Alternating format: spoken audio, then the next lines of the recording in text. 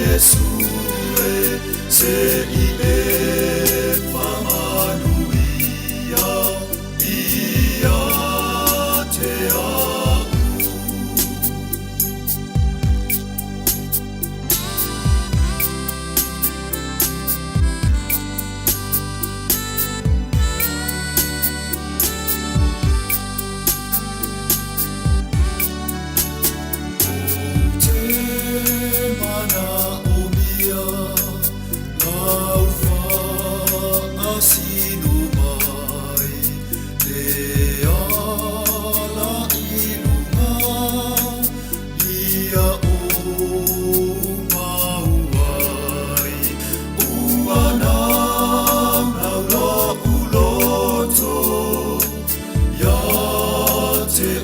Yesue se ile famanuia ia te au. Uanam naula uloto ia te oe Yesue se ile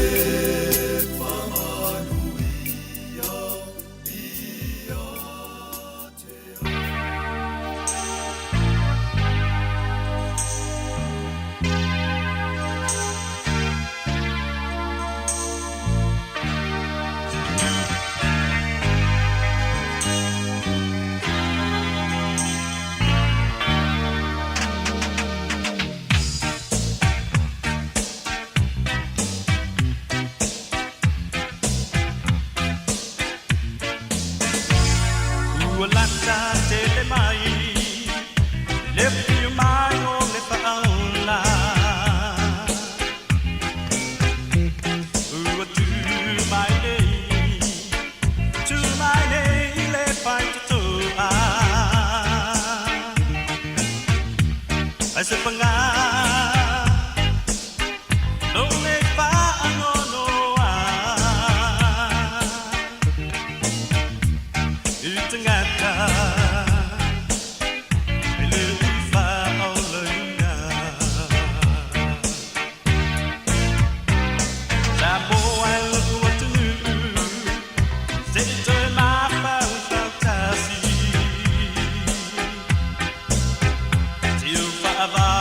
Samoa, bete sawa ile langi. Onde ta watu, ele poni le na mea. Wana o Yesu, lo wala moinea.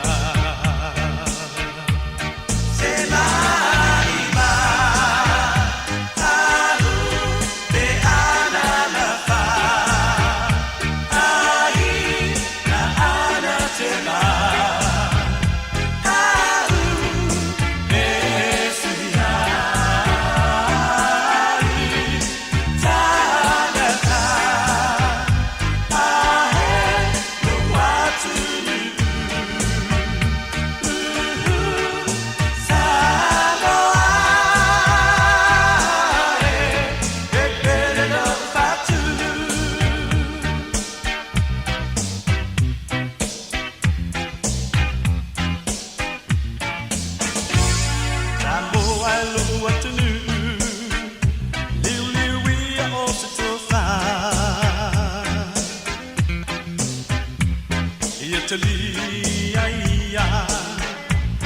let all the tanga. When I Yesu lamba, no tato fight to oh yo le Allah, ukumoni maleula.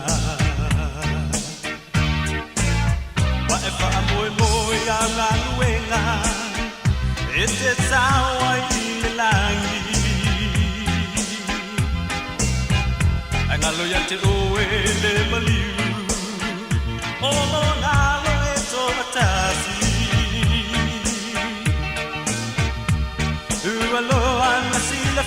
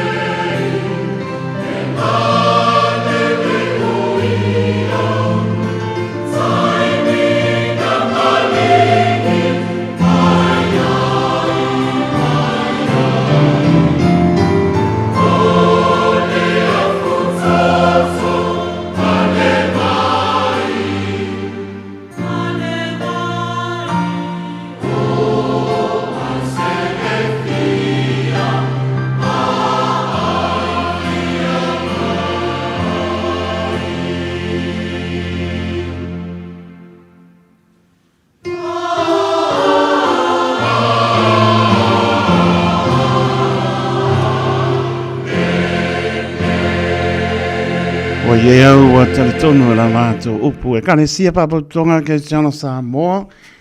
Mai mangele sa e ne po bangale fiafi o la Samoa mo po I o ne po tau sanga lu o duono o la Spauian wai lo tato yai e talitonu o lo long sia I tato I famlianga e lo tato o tua ya maise lo to so I Maria famlianga sa me lo tato o tua tu am tu bailo na fao aso le poronga ole ne po I tau sanga pou. Tō mānatu atu I le nā tau sanga ua mawai atu e maofa o tō pingalo mo tātou loto. Tau ngā ifo lao le wha moe moea e maunga ifo e van. Ia tari tonu e le o tu lafo. Ia lawa, mo lawa e afe moe maota malawa. Ai lefu singi ia le wha maoni o le alofo le li e o ma ne fiafi. Ia, se amano le ho foropa patalofa to le maulunga tato tunu mai lava I maunga maulunga pa ia se o pito I titi. Ia, whaamni atu tau sang fau le ulona wha aso le tato forong. Ia msanga vi ai pelo tato atua talofa lava. Leo pinga venga to tofia le atua I so se to vine. Tau suina le vai o soifua wani anganga mo I malona mano. Whaamni atu tau sang fau. Ia te tono le fta tato mahuta I lungo pia umngano le ea le tau tua le Radio Samoa. Sulima eva tolu a mo talofa lava. Ia lava tau sang fau. Malo le tono ia tono mau. Ia o forova pa talopatu pa mniatu tau sang fau. Au kirani manu tutua oi. Ia pia lava e maputa mai ai. Ia alofa te le atu pa talofa atu. Pa mniatu tau sang fau. La o toa uno tai taloto tato maputa fo. So lua olu ono. So no mera. Ia ai le suia le alofa le li. Fai pea tau muli tua manoa. Ia soifua ma le ola batu le saulotonga I lo soifua ma le ola te ia tato sauloto lava e fai o me lei e le lofa mai o lo tato tua ma non folau pale ia me se foi fitai tu e au ngā venga maro le atunu e mano fai vor nātau sanga ia le fo am taria fai vor netau sanga ia fa mo manu le lofa le li o alaman papi tauli si la fia le li me uma popo ngamang pangta tali ala ina ele tato folonga. Ile nei tau sanga fo le wasa fa Januari lua olu ono. Ia lofa le li tafi mana le folonga le tato tunu. Samoa na lua le atu Pasifika. O atu no e mamau mane tunu pia lavo no pia iai tato. Ia tato fo lau le sahe tasi e tau tai alo tato li fa olo Yesu keris. Ia mamanuia le tato folonga e lofa te le atu. Patalo patu e asia fo iso se mauta ngase I mauta malawa. O forovan patala patu taito ia pamni atu tau sang fo pa manolonga le li lef siningia ia morto manosi taito na moskri masi file mu ia meso tau sang fo mlio le o tato mo mai nefia ia o forovan patala patu ila to tulio lato fa salanga so ese ia taito to mo file mu le o lo to langona le tu muso le io lo afine foi mai lo watali foi mai e oi furitua de matango fio la lange mau se fo wala no o atu no foanga le fio ia se tas le o foto sanga tono last time foi mai ia wala ngona salamo e fa manatu per salamo le wi onata mai ai le o ia to foi lo na inga lo su lima mara minuto te ai le tu lai lima pa volta to be senga se pa le tu lai ono ia si le foi tato whainga notu, bela mani nei ala leo whai mala maa pinga lo tato tu ele tu la ono ia mano le tunu ia me se tu asin sina pa ta lo fatu ia to I moto malawa a lo fatu ta ni ai po nei sa ni notu le lava I moto lo fa pena o na tato tapo ia tu ai le tu I manu e fia o no vole ato to mano si o la tu ta lia mani nei sa ni notu ia piafi o sa e le voto e amtali ai foi i le Samoa mo neto sanga lua o luono. Mria tato fo launga Samoa tau tai e suru tato sa. Pato pato ia Rachel Sipa ia o lo mapata mai male ainga I Point England po cleanliness ia mria tau sang fo pa tai sunga ia Frank Pingota male ainga ia mano mria lava tau sang fo ta Bensi Leonard male ainga ia lato umalava lo maputa mai lunga le apia folinga mai lunga le YouTube channel ia proban patala patum pa mniatu tau so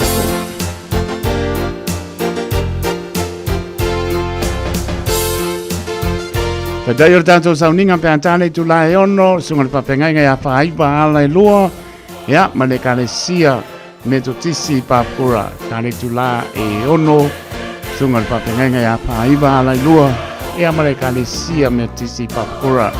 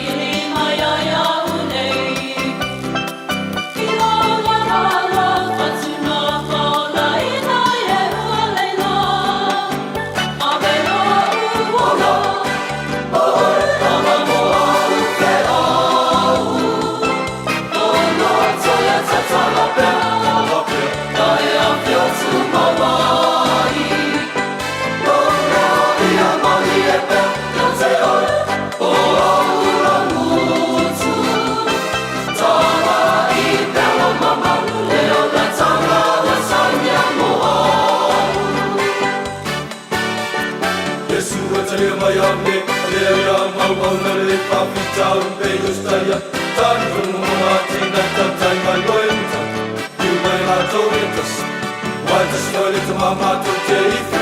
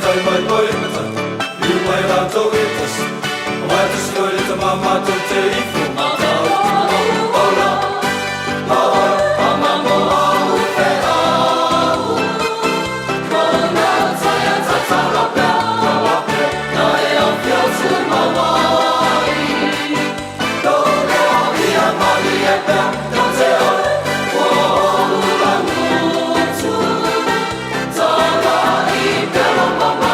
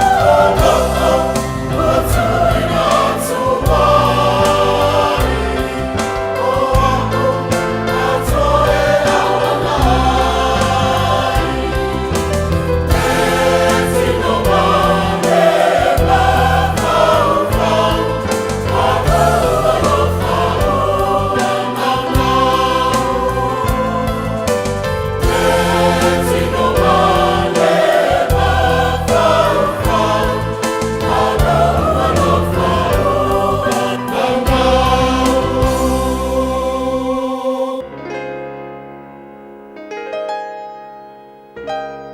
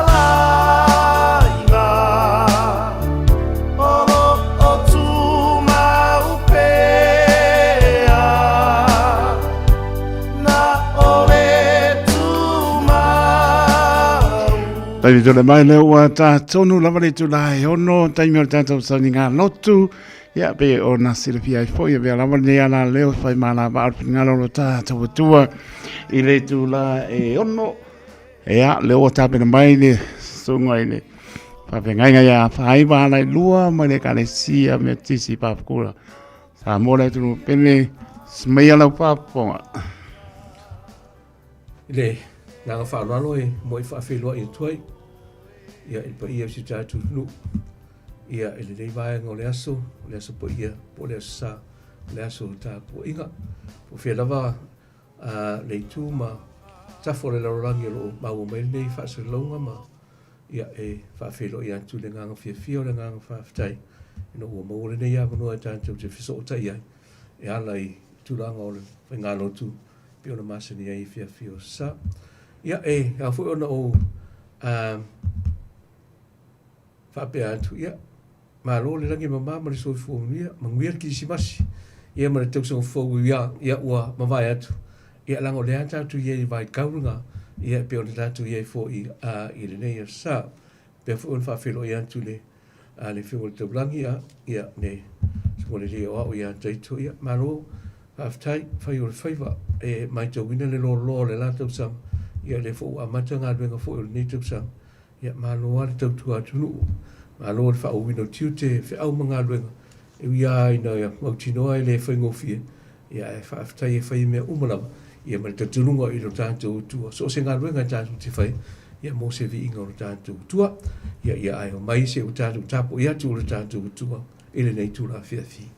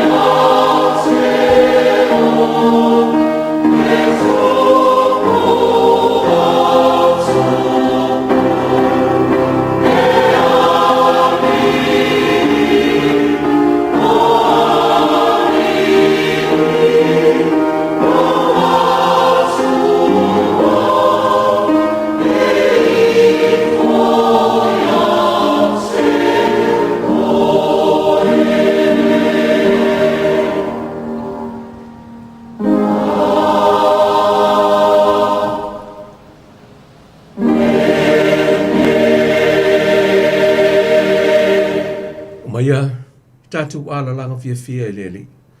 I tātou alalanga le papa o lo tātou o lo tanga. I tātou o antu i ana luma ma le vi inga. I tātou alalanga i ate i pese. A wā le li i o le atua sili lea. O le tupu te le lava o ia e sili i atua umalava. Si o tātou te tālu. Anganga pa iai. Ua mātou iai le nei tūna whiawhi. A wala te le vawe o fsota inga. Whaua wino tapo inga masauri inga o le nei sa. Ia ua mātou wala au i ante oe le nganga whiawhia ma le nganga whaaftai. Ia pitai. E so se me lawa e mātou te whaipo se ngā ruenga e fōfou e whai. E mātou te whalangolango e lo nganga pa ia. Mawai mātou le whialu whan. Mawai mātou i le wsosoan. O le te talo fo i nā i ante oe i le nganga pa ia. Ia. Vea lawa oe ma wsosoan i mātou le nei tūra whiawhi. Ia amata mahiu. Nea umare nei tāpo inga, ia mo se vi inga oilo mātou utua. Ki riso lo mātou li ima lo mātou whaora. O mātou wala au matatālo tua i nei. Amen. Tātou tāpo i atu le tua le pesi o saunia. O tātou.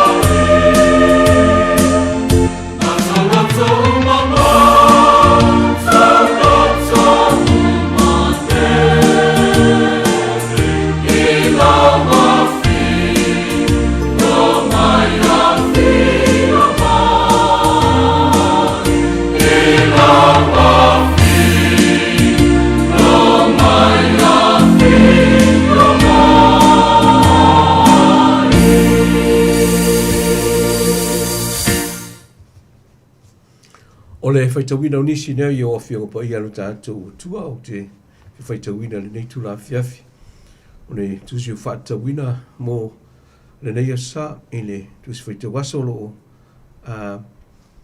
ta waile e vangali a Ioane mua le mata o po le vangali a Ioane e a mata le whaitau mo le wheu mua ia se ia whaangata pe whamuta mai i le wheu puiwa e vangali antu sia Ioane o lona mata o mua o te whaitawina mai le wheu mua ia se ia whaangata mai i le wheu puiwa whafunga mai ia e le whaitawina o le tusi pa ia saile amatanga le upu saile atua le upu o le atua fo i le upu o ia lava saile atua i le amatanga na ia whaia mea umalava e lei fo se mea tasi na whaia e lei whaia i sa ia te ia le ola fo i o le malama lama leo o tangata ua pula mai fo i le malama lama i le pouliuri ai le manu malo i ai le pouliuri na wina mai le tangata a mai le atua o Ioane lona ingoa sau o ia o le mori mau ina ia mori mau i le malama lama ina ia whatutua ia o tangata umalava ia ante ia e le o le malama lama ia a po sau o ia ina ia mori mau i lea lava malama lama o le malama lama moni lea na te wha malama lama ina tangata umalava o loo ua maliu mai i le lalolagi ia ia wha manino wha malama lama le nganga pa ia upu ia pe ona whaitawina mo tātou i le nei tula fiafi ia ona koe langi Chicago pese ia ona wha ua wele o tātou tāpoi ma pese o saunia ia mo tātou Oh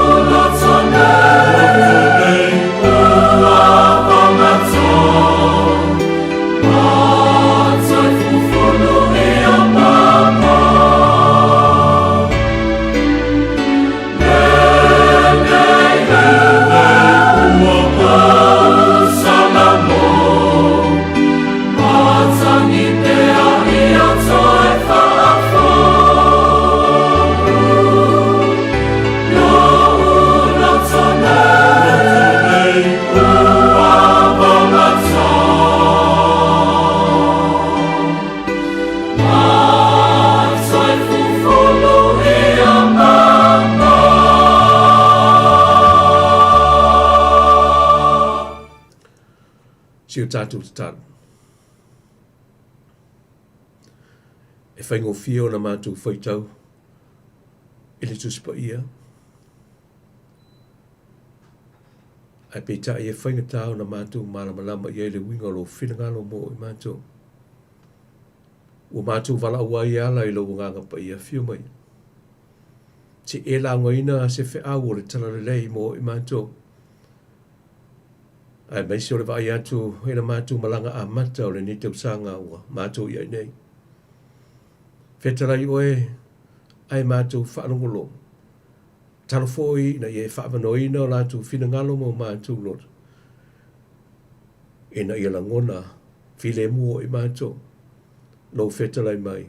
E se whi au le tala lei mo i mātou le nei tū la whiawhi. Ke riso, lo mātou o li i ma le whaola. O mātou wala au ma te tālo atu ai nei. Amen. O le, o nai mafo whongo le nei tū la whiawhi.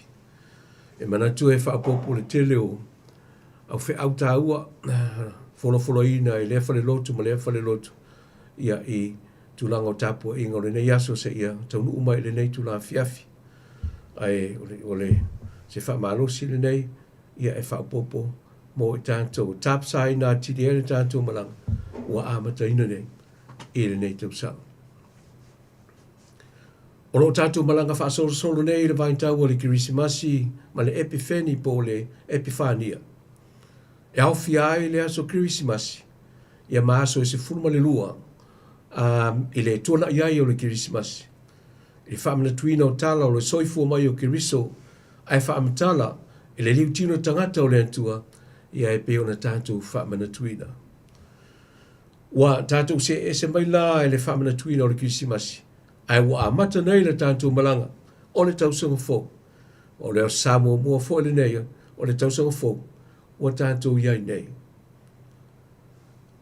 Pai o le ala o tātou le taiala mo tātou e peo na whaitauina o le tala o toi whaamanatu mai ai tātou le malo losi o tāwilinga o le lorolangi o aso nei. Ma ua vele nā maawala o taua wai ina white na i le tala le lei, ma winga malo losi o ave o le pongisa, ina ua tamo whaianga le pongisa, ina te pūlea le malamalama o le tala le lei.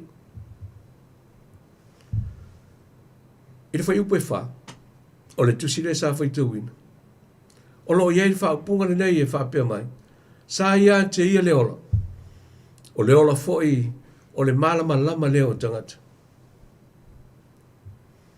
O le tātou tua fo le nai le nei tū la whiawhi. E ta ia lai se whaasoa atu. Ai mai se o lau whaafonga mai. In him was life, and the life was the light of all people. Sa ia te ia le ola. O le ola fo o le malamalama leo tangata. O te leo mai tawina, pe mautino pe uwhawhio na laungaina le nei tusi. Ma le mata upolo ia le tusi pa ia. O te leo ilo foi, le mafua anga o wha awawai pea o na au mai le nei tusi. E le tusi whai tau waso le karesia, e a sa a mata o le tausanga fōu, e peiwhi o na tātou iai. Ia e le nei tausanga a mai se foi o le nei a fiafi. Peitai o le tu o iloa ma mautinoa, o le ale tele o la unga i na le nei tusi. Ma le mata upu le nei, e lema fai, o na sui ai le fatu ma le autu, o le tusi atoa le nei e Ioane. E autu i upu nei e lua. Mua o le ola. Lua o le malamalama. O upu foi nei e lua o lo whaamatala i nai le tusi atoa le nei a Ioane. E a mata ma wha ua le tusi le nei. O lo lobinga. O whea lava ta milo ne ai mafo whongo Ioane ma whaatunga o na tusi singa. Ma ana wha maunga e tau lai umalava ma whesa o tai upu nei e lua. O le ola ma le malamalama. A le whai pa Ioane. Sa ia te ia le ola. O le ola foi o le malamalama leo tangata.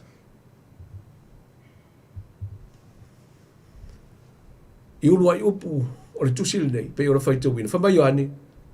Sa i le amatanga le upu. O le upu na fua ai.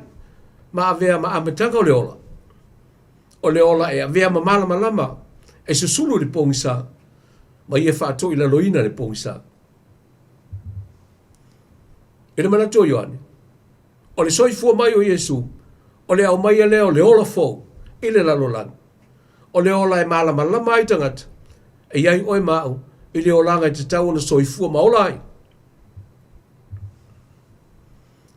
E lo ai le tangata le laina i tua oi ai le anga masi. Le anga ma le leima le anga. E lo ai le tangata le laina e tua oi ai le sao ma se se. E lo ai le tangata o na whaafasenga le mea te tau na whai. Ma le mea e le te tau na whai. O le ola fōu le nā. Wa au mai e le antua. E whaamatala i le malama lama. Yeah, for understanding. I le olanga te tau na matala whengai o na soi fua maola ai so stangata. Me ta i olo ta ua fo i e Ioane le whaafi tau di ta tele o le tangata. Lea olo ta ua le mata upu e sifulua e le fo ipu e valu. Lea ua toi fetala i ai Jesu ma whaape atu. O au nei o le malama lama o le laulanga. O le mulimuli mai i ante au. E le sa vali lava o ia le pouliuli. Ai i ante ia le malama lama o le ola.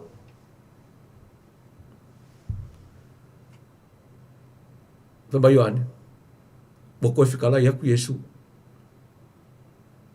E tau mai ai upu ia. E ieri whawhika auri le kupu i le vaisua lea. Ioi. O le toi whetala i o Jesu. Ua whai loa ai. Le ita ma le tōta ma i o Jesu. O le whaafita auri fōna. O le tupu nei. I le sila i Jesu le moto tangata. O le tala lea. Le e sau noa i e. O tala noa i e. O tangata ua matua whaingata o na ola i le malama lama. O na ua avea le pouliuli ma mea e fia tangata e ola ai. Ma nofu ai. A whai e ke sila ane le vāo maka upu ia. E whai asi ke le. Ia o loo whora i e Ioane Iesu o le malama lama o le atua wa mai le laulangi. E le ma whai e le pouliuli o na manu malo i e. Whai upu e lima. O le maka upu lea sa whetauina. O le maka upu muamua. Ai o le mata upu e valu. O le tusi lava lea. O loo whetala i e Iesu mo whape atu. O au nei o le malama lama o le laulangi. O le muli mai i ante au. E le sa vali o ia e le pouliuli. E sila Iesu. E ma kua ma mau aka naka ia. I au wala lo soifua maola ai. Fia e ola ma sāwa vali le pouliuli ma le pōngsa. Peta i le fōu whawhita au li leo. Whamai ia al tangata le neo Plato. O se tasi o filosofa eleni. Pe o se filosofia eleni. Tau wa tele le rolangi o aso ia. Luma atu o le taimi o Iesu. Whamai le tangata leo. E lea o se whaafita au li o le fefe o le tangata e pōngsa. Ai o le whaafita au li. O na ua le mawhai e tangata o na ola i le malama. Ioi. E le fefe le pōngsa. Peitai ua le mawhai fo o na soifua maola i le malama. O le fisiri la. Ai o whapefe tātou i aso nei. Whapefe tātou o lo soifua maola i aso nei. Ai mai se o levan kako fai kau whaafia. Ina ia o onga Iesu. E pe o na tūsia ma au mai. O upu nei man whitalenga Iesu. Wa toi wha manatu mai ai Iesu ia i tātou. E leo suia lava le lalolangi. Tā soifua maola nea yaso ia. Ma le lalolangi o aso nei. Ona taruai. Le toa tele o tangata o lo fia e apea i le ola i le pongsa. Na ua vea le pongsa ma mea sua malia i le olang. E se isi whaupunga. Ua sai tia i ave malolosi o le pongsa. E fōringa mai la. I le whaasoa le nei tangata lau loa. O se ngase mātu ia tele. O na ua whaingata. O na maua se fō. Pe ua le ai fō se fō. Ne fia o le tangata so i fua maola yala o le pōngsa. Ina ua musu e ola yala o le malamalam. Samoa malau whaafonga mai le netu la fiafi. A whai ai mai te wina ia tala mai si o tātua kunu a tunu. Mai le aso i le aso le au whaasala lau. O ni wa ai ngā whaanoa noa. I olo wa ai e so se tunu o le rolangi aso nei. Ai mai se ai si o tātua tunu. Ai se si sirani. Pele o le whaafi tauli fore nei o lo mumu whaafi. I lo tātua tunu le sila sila. Ma le whaalo mo mawat ka lo whai. Ua wa ia mamon mawina le malosi o le aisa. Ma fuala au whaasaina. Ai talo whai tupulanga lalwa oa o si o tātua tunu. Pe atua mania. Le wa ia tu i le lumana. Pe ta ia whai uti tala noa wha amtau si siri ni tau pulu nei. O na tau leo na ofa ia tu whapea. E le ma whai e le pongi sao na tulia sea le pongi sao. Ne ai. Se i vanga nā ua tu ia le mara malama. O na pau wale o le au walanda te ave sea. Ma tulia sea le pongi sao. O le mara malama. Ioi. E le mawhai e le leanga o na tulia sea le leanga. Ne ai. Se i vanga nā ua tu ia le le lei. E le mawhai le sea o na tulia sea le sea. Ne ai. Se i vanga nā ua tu ia le sao. E le mawhai fo o na ave sea e vai vaingo le tangata. Se i vanga nā ua tu ia se malu sianga. E mawhai e le tangata o na manu malo i o na vai vainga whale tangata. Ai o whawhita auli fo leo to tele o tangata o aso nei. O na e ti ngā lava ona i loa le mea le te tau ona whai ai whai lau. E ti ngā lava ona i loa le mea se ai whai lau. E ti ngā lava ona i loa le mea le aiso na taunu unga le lei ai whai lau. O le fisiri. Ai se awu te tupu o ia mea. Ai se awu. Ia ta ilu. Po le asa usiri sila i le nefisi. I le fisiri. Ai moa ula vaia. Ua maa losi le mana o lasi. Le mana o tuina nao o tangata i mea o leo langa. Kalo fai. Ta Yesu malan saunga. Mai fitalenga Yesu o le tangata ua muli muli a tia ue le sa vali lava o ia le pong sa. Ai o le maramalam.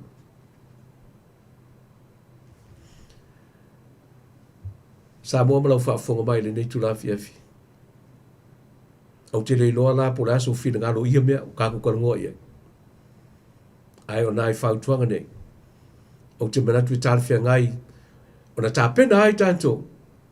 E le tātou malanga a manta a le nei tausanga fō. Ua tātou iai. Momua. Toi a fua se tai au fō i se malanga fō. Rearrange a new beginning in a new journey. Toi a fua se tai au fōu i se malanga fōu. O lona wingo se manatu, toi sila sila ane oi i ante oi. Ma koe reflect pene whape i lau savalinga i le tau sanga tuai. Leo wa mawat. Ma ia e mana tua le mene. O lo iai le awa onga mata te tele a Yesu. Ma Yesu e le mawhai o tu whaatisia le mea tuai. Ma le mea fōu. E le mawhai. O lona winga pe a whai e whaamatala ina, e le te tau na e uru whale le tau sanga fōu, ma kau ave me se, ma le o le kau sanga o mwai atu. Le ai. O a mea le sa tutupu le tau sanga o mwai, ka kia ina, i le tau sanga tuai. Ka ko kere koe fō i le tau sanga tuai, e soi fua maolai, o ngā ua mau atu, mau mwai atu. E le mwhai umkako koe fō i toi olai. Ai a malanga i se malanga fō. Ini suinga fō. O le tausanga fō le nei wa amata. O na tātou savalia.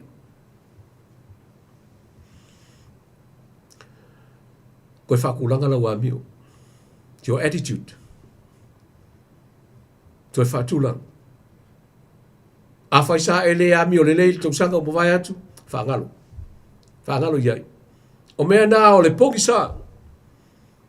A wai le mwhai o tātu toi fo I tua I mea ko umana tupu. Nei. O leo langa nei, o leo langa e anga I luma. Ai a me sa tupu le tau sanga upo vai atu, e koe wha tonu whalau ai. La tātou savalinga ma la tātou whainga malanga. O le tau sanga fo. Lea o tātou iei nei.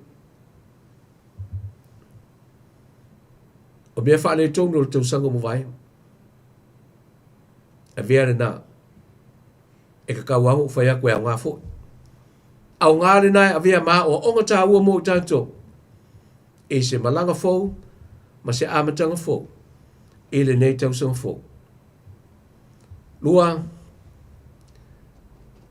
ina I whawhowina I tātou se amatanga fo. Ia koe whakulanga mea o leo langa o lo whananau. Ia rearrange your personal desires. Mea sua malia o leo langa o lo whamalia I nai oi. O lo comfort zone na. Alu ese ai. Pa ua leo le awala me whai ai o le tātou wala se amatanga fo. Ma se malanga fo. Alu ese ma mea o lo sai tia ai me whaapolonga I nai oi. Mea sua malia o leo langa. Avese. Aisea. O mea umanama awala le tia apolo e lui ai. E lui ai tangata lele. Ina ia vea ma tangata lele.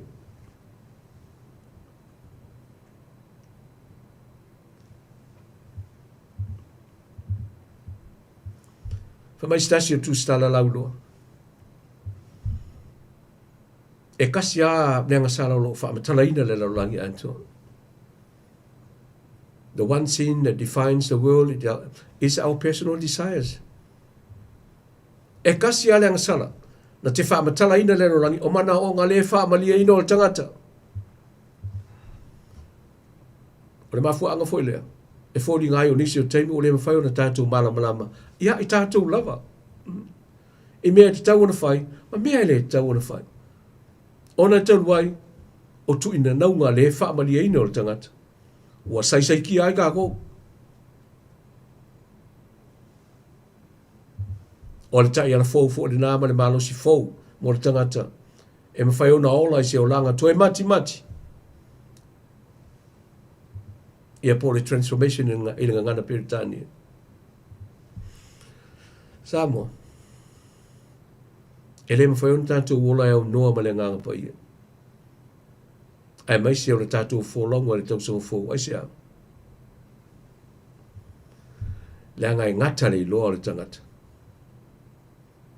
E ngata le iloa le tangata I mea na tutupu. Ai e ngata le iloa le tangata I mea na tutupu nafi. Ma mea lo tutupu nei. Ai le whai ele atua le mafu fōu le tangata na te iloa. Me tutupu le aso antai au. O le tāua la lana o le nganga pa ia. O lo tātou fiso soani lana. E mea tutupu atai au ma le lumana. O wafo I kako ki leilo. O le hale poto I whea ma le tamai o le tangata. So I fu o lo ola ma o langa, I le langi nei. E le mawhai o na I loa mea tutupu tai au. A whai I karangoa mai se si I mea ngā, o ngi mea tau mate. Na o ni mea tau mate, a o se upu I mea tōna tutupu ele mwhai. Se I vanga nā lava, o le antua. E mai se le nganga pa ia. O le nganga wai. A le nganga Yesu, le ngā tanro no au so, le awan. Wan wai a mai le nganga, a mai le nganga pa ia. Mai le nganga, so swani ate uto. So se mea tau te e. E mai se le wha tino ina o tau tuti. Manu tau wala awin. Ile mane nei. Koe wha kulanga le mafua anga. Po le wha pongai e ke whai ai se mea. Rearrange your motives. Kasi leo vaenga tā ua. O le toi wha wino se mea. O le toi wha tūlanga le mafua anga. E ke whai ai lea mea ma lea mea. Wha pena fo I antia. O lana wingo le manatu. Toi whātu langa le mafua anga e tātu te whai aiso se mea ina ia mautinoa. Ia umane. Ia leo tātou. Ia whai mea uma mo se vi inga o tātou utu. Peta e tasin leo whawhita uri lo wa ia pe ia sone. E umange o ngā whaise mea, o ngā o lava. Pe ngā ore mi, po le ai lava. O hau lava ma au. Ka kele i o le whawhita uri ia sone. Ai ora ngangana fo lea tātu te whaaloko ina pea. Nanga leo se nganga se nganga, le se nganga se nganu. Ora ngana al kuspai. A umona tātu whaise mea. Ia whaia mea umaina ia vi. Ia aero tātu utua. Ai leo o tātu tangata.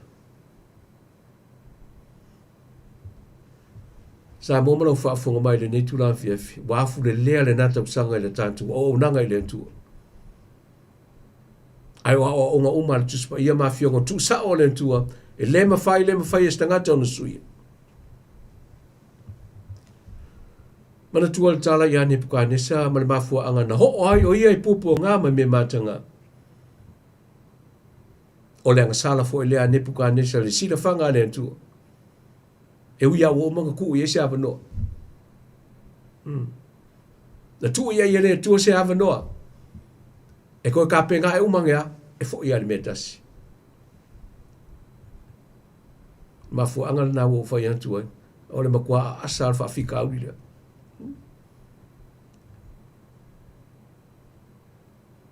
ta fonga fo yu pua ne pganis pele o papiru ni tele elea sa fa lo malos o por mi mita o po ko ngofo aia ma vivi ia ke e fe mai ngā nā e tuspa ia. A o mona tātou whaio se mea. O kākou whapeane lea, o kākou lava o tangata whātau waa, ma le lea o ngā. O se ngā e whaaloalo na upu. Ai whaia mo se vi inga o le tātou atua. E Samoa ai. Ma lau whaafunga mai. I le nei e fiafi. O nai manatu ia o le whailaunga. Mo le tātou malanga amata o le nei tau sangafo. O le tako ngā ruenga whai whakasi. Ngā ruenga le au whailaunga po le au whai ngā ruenga fo. Kuangi e o taftafa. Ai pule al tangata ia. E pule al ka malo mo kua ia le me whai. Ai nao na avatu o si whautuanga. Le ngata ia anti oe. Whapena fo ia i mātou o lo fola ina le tala le. Kukusa umaka ko le mena. Toi fa manatu le nea fiafi, mua koe a fua se tae au fou i se malanga fou. Lua, toi koe fatulanga mea o le laulangi, o lo tātou whaana nau iai. Malona tolu, koe fatulanga le mafua anga ma le whaapungai, o le whaia o se mea lele. Le soifua, ma ia manuia, si o tātou te tala. Le li yelo mātou atua. E le te tau na i te iti upo le nei tūlan fiafi. I la mātou whaasoa. Pe a whai mātou te tō mānatu i le loa le nātou sanga ua mou atu. Ai mai se foi o aso a mātou le nei tau sanga ua mātou iai. Mau wha i mātou. Loa lofa ma loa anga le lei. Ai mai se ai o le ono sai pea. O mātou winga whaatangata. O mātou waiwa inga whaatangata e whaia pea lava pea, e ui lava. Ina awa oina i mātou o le tuspa, e ui lava ina mātou loa, ma mauti noa. O mea ia tā pena i mātou, ma o mātou ainga. O nuku malala whanga, o whainga mālo, ai maisi ai o me nei o e kāresia. Ai o le whainga tā ai o na mātou wasaina. Ona o le fili. E le mawhai o na mou ese mai mātou. Awa, manino na mātou whaalongo. Manino na mātou whaitau. O manino fōi na mātou whaasoa. Le winga upu ia pia na whaitou ina.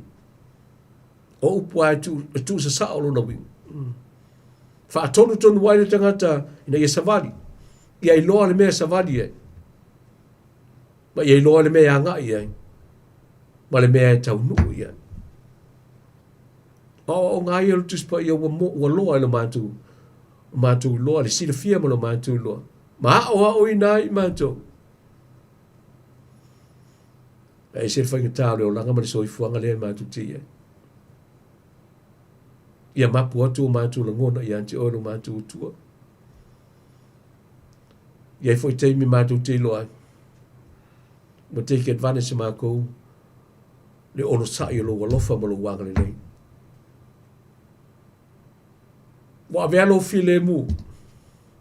Wa velo walofa mo lo wanga le nei fa so mai mo matu. Wa avea mamafuanga. Wa matu ngā lulu e ai, ma matu sawa wali au wala, le. Maro matu loe le tu sa molo whinaga. I lele ie, whaaftei tere. O e au se atua, e lofa o se atua anga le lei. O se atua e tu uava noa pia. Mo i matu, la matu samalinga o whaia nei. Ile o langa mara soi fuang. Matu te loe ui ai o matu vai vainga whaatangata. E ui lawe na matu whesea i solo. Ile lo langi alo soi fuang ma matu wolai. Ai le mawhai. Ona e tu la fo ina i matu. O nisi fo i o onga tā ua o le tusipa ina. Le mawhai ona tu la fo ina i matu. O le tangata na e whaia. Ina ia amata le soifua i ante oi. Ina ia ngalue mo oi lo mantu utua. I whapena fo ina i watu le ola ma le soifua. I ante oi. O le na whaia i mantu umana. Whaftai i awano le lei. Wai au mai mo i mantu. Whaftai i le tō whama le whaututanga. Whaftai le poto ma le tamai. Whaftai tā leni ma mea lofa ue fua i mo tufa mai. Whaonga ai nei awala tāwhia ngai ma awala tau. Ina ia umani. Ua mātou whaialo whinangana. Ma ia whātile nai se vi ingo oilo mātou tua so se mea mātou te whai. Ina le ie. O mātou wala au mani mautino ali te lo mātou se. Whaale tonu le wāwhia ngai ma oilo mātou tua. Whaololo ma au sa mātou talanoa te whaamole mole. O ani o mātou se manga sala e whaia pei o luma, lo mātou tua wha mole. Se ia e wha mama, ma ia se e wha ma ngalo mai mātou. Wha manuia se o mātou atunu. Wha manuia i tai, ma e o lo a tāpena ina whai ngā mālo, ma e o lo tāpena ina ia tula whono. Ina ia sāwa wali tangata umalea mea tonu mai anti o elo mātou tua. Iso se mea maso se awala. O tāpena nga uma o iai. Manuia nai o mātou ainga, mātua. Whanau, ma te tō tele o nisi o mātou ainga, olo iesi o mātou tunu. Maua so i fua le lei. Maua fo i le. Whamalo si au mai ante oe. Tāpena tidia i lantou. I whe au ma tōtuangia o lo lantou wala uina. Le ngata le tau ati nei no whanau ma. A tu tonu ainga whapena fo i ngānu ngā whai. Mo le malo, mo le tunu. Ia mai se o ngānu ngā whai ro i kālisia. Tu ino fo i ante oi tai ro i kālisia. Ia iai whamanuianga mai ante oi lo mātu utua. Ia tāpena ia i lanto. Le soi fua whaale nganga o mātu tangata. Whamanuia fo le nia tunu. Mo mātu nonofo mau mo wai. I lona ta mau ainga o mātu whaongaina. Ma whaamali i nei mātu. Ia. Ma ua tangata umare fia. Manuia, ia o mātou iai e tunu ma mau. Ma tunu i whafu ma vai atu. Fisosoni atu, nai o mātou ainga i Samoa. E le tu ua le mātou taro nai ta mama nai tina mātou ale le ie. Whamole, whafu o loa asolo lātou soi fua. O e nisi o la fia pea, ma tau ave ina ti ngā o mai, ma ngase o le tino. Whamole. A vea ia, tō whiti ngā li i ma tamai tai fo mai. O vai la au whaongaina. A vea le nāma awala mai. O le whaamalo longa mai ante oilo mātou tua. E langa manui nai ti ngālo whenga iai. Ave se ai mai le tino. O lo o a fi ai. Talo foi matuina i ante oi. I lātou umolo o ngālo lua i whale ma mauta o sulfa inga lele ie. Maua le malo si whale tino. Maua le malo si whale ngang. Ina i le lei ma mautinoa ia. Whai ei lantou, I tiu te mga luenga ma whea ulo whenga iai le whamao ni mai ante oe. Ia wase manuia mo I lantou o mai suru wha iai. Foi o loo iai ai o whare pui pui, ia, mawale sana mo moni mai ante oe, tā pena tiri ei lantou, anga I atu liru mana. I le tu o foi la mātu talo le I alo mo whanau si o mātu turu, lo ta ape so se tafore lo lan. Ia au whaamurianga mo I lantou umalam. Tu ina ia te oele ne ofisa whaasana lau mau o ono lo ngāru lue ai. Ia, maua pere mālo si whare tino, maua ave no le lei. Tā pena I lantou. Vea I lantou ma fufonga si o mātu turu u whaalongo mai. So se tafore lo lan. Ai maua ai fesota inga le lei. Tā pena tini lantou. Mai se lava le soi fu ma leo la whaale ngā. O mani tō wha mai ante oi. Wā tiuti ma whaiva o lo ngāru lue. Ia, ma so se ofisa whaasana lau fo. Lo ngāru lue ni so tamari o ala ma whanau si o mātu turu. Ia lango te sia lantou umalang whaamanuianga mai ati. O la mātu te talo lea. Ia. Anga le lei mai toi fuafuanga le nea fiafi. Malo longa le po ana nei tāpena I masa ili se malosi. Ia wafe au matiu te mga luenga o le nei vai asa wa mataina. Ia ilo wanga le lei mo lo olofa mo I lantou. Ia mai mātou umalang. O la mātu te talo le li ie. Whaamole mole se ia Italia. Mai whaafonga na mai. Kiriso lo mātou li I mo lo mātou whaolo. O mātou wala au, mātou tālo atua I nei. Amen. Tāpuni el tātou, whaingalotu I le pese o saunia ia mo I tātou. Bye.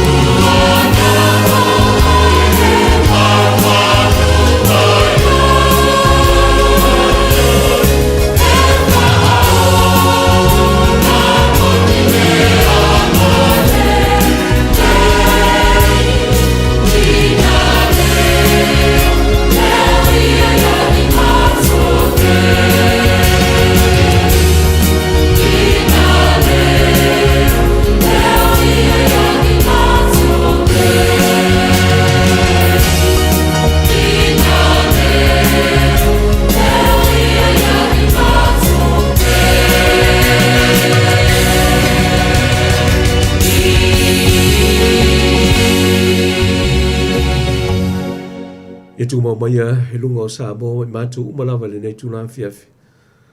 Lo file mu, ma lo manuia, o le lofa tu no oi le tu tau tasi. Ta male alo ma le ngang pa ia. Maumai mātou se ia o le whaavavau lava. Amen.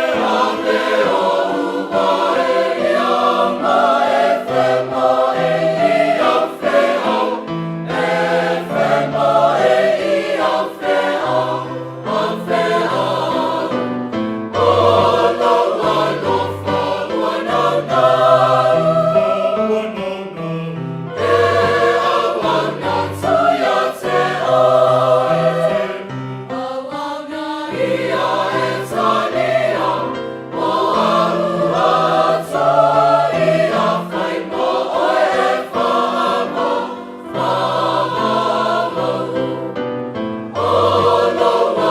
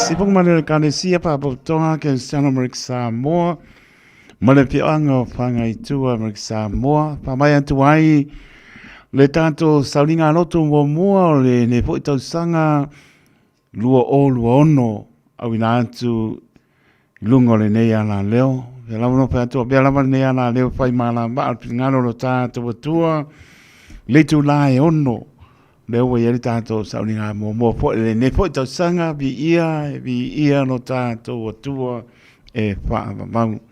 Tai o sauninga ne pia sunga papengainga ia pāiba ana e nua, no ngā lue matpatua ia nua ne kani sia me tisi pāpkura, ia mo lama no poropa pamni atu le tau sanga pōla sunga le papengainga, pāiba ma le patua ia nua, e meisa le maulunga siro e kani sia, Pāpkura, no whālo, a toa la o tō ngā luenga lo ngā luei, ia e o poropan patala pātua, i pōrenga le Radio Samoa, mlo mātou whātau waa, i lau sunga le pāpiangainga, o mā lor fo lau, pāptai le atua, le pōi ua, e a mataina pōi, whai ngā notu, a le Radio Samoa, i lungo le nea la leo, i le lua o lua ono.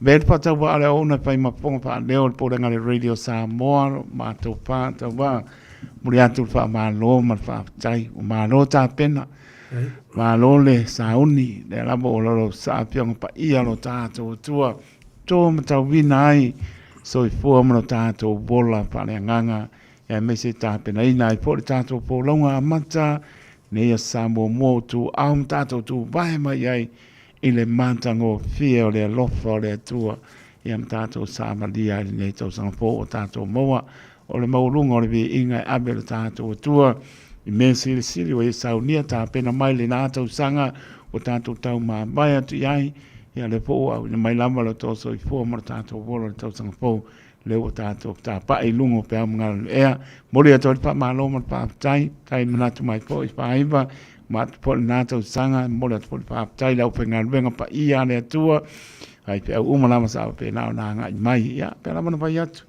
le tongina lamba le Radio Samoa o tō tau ti ngā, ia, lo i rangi lo tō tau I, le ise me pale au ngā, le ngā luenga lo pa pena o no tō tau ti ngā I, tongi le atua, ia lo tō manatu, ia te ia malona pe ngalo, pa te tele paiva, ia te tono tō ngia po ne fiafi au pa mnolo teimi, pa tala uratu poi, ia tātou sauni ngalo tu mō mō ne tau sanga anga leleli, ia, pa tōmu leo tu mō pelo mano si tino, fa sisilina le nganga wa polo bala wina por folo tana le so ke viso I tu tono se kalesia me so pela vai bala unai mo ni nganga mo ia mo ma lo el pa mo nisi o po fuanga no mo mau ia sanga yane ai o tai to ifo manu mo ia por tanto po longa ia me so por clamesia lo kalesia me foi po fuanga ba pe ia po se pa mo malanga tu ia se tu e ia lom pa na tu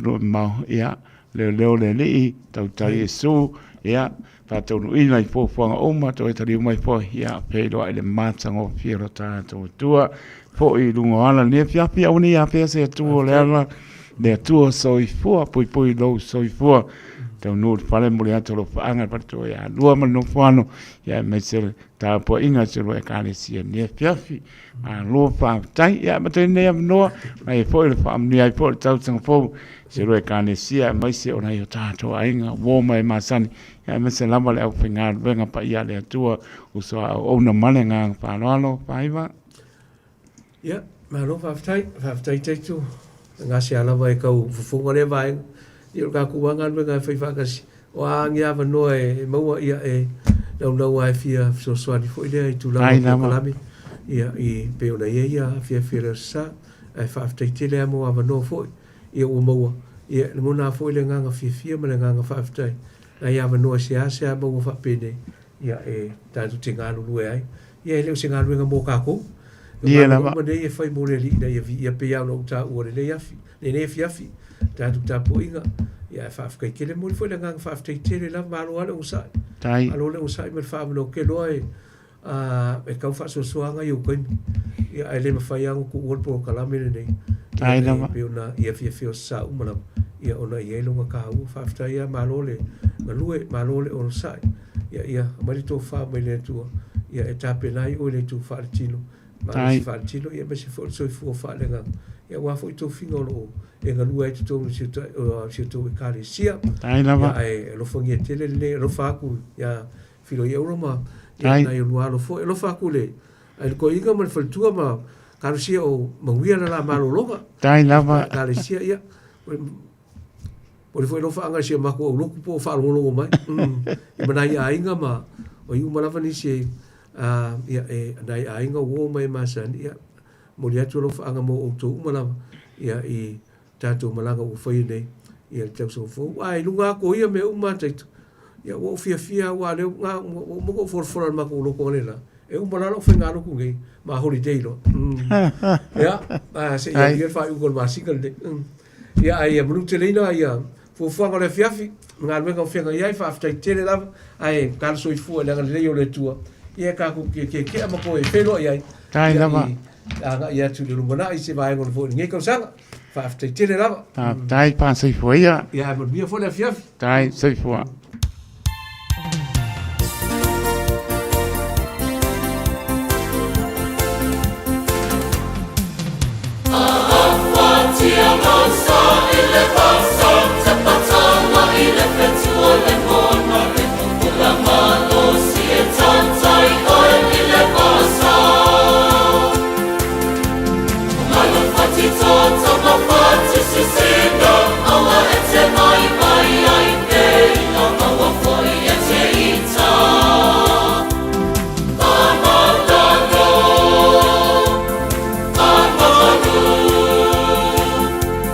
Fama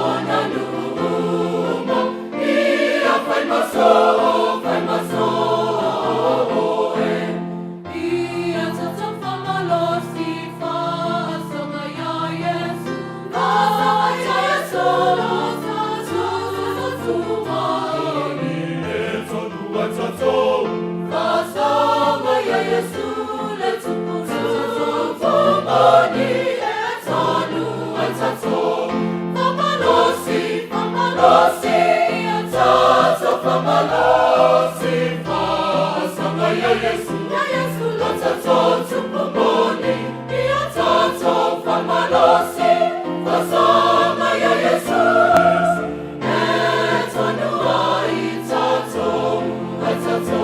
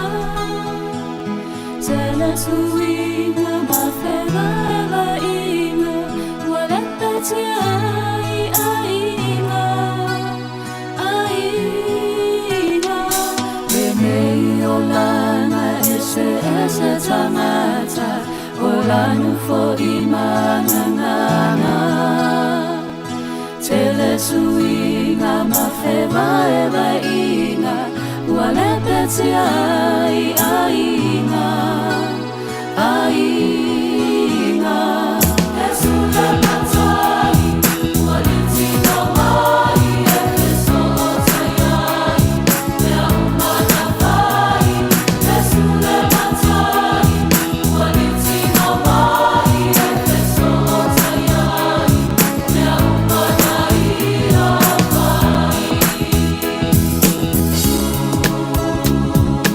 Maamanosi mai Ai awale fa'amai mai Ia ona fina finau Te ona e fa'amamau Esule matai Walitina mai Efeso otayai Mea umana fai Esule matai Walitina mai Efeso otayai Mea umana ia fai Awawa mapelava o na lofa mai o le tolela lo lani ua au ina mai o lona lo pele e to atasi na le whānu sa tasi A ua feta lai mai koi ole tusi pa ia se amu ia se sa se whaalongo matalia ole aulu pale atui ai le manuia Esule matai Walitina mai Efeso otayai Mea umana fai Esule matai Walitina mai Efeso otayai Mea umana ia fai Maamanosi mai Ai awale fa'amai mai Ia ona fina finau Te ona e fa'amamau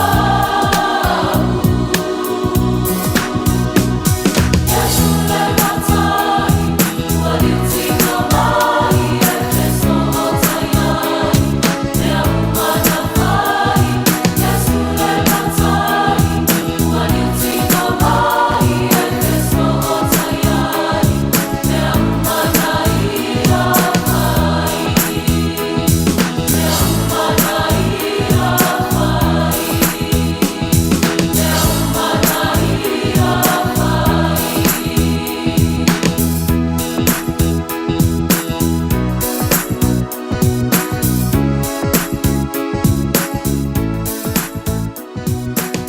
Se pongvani ale kane sia papa tonga ke siana Samoa mai sangu pata Yesu le matai.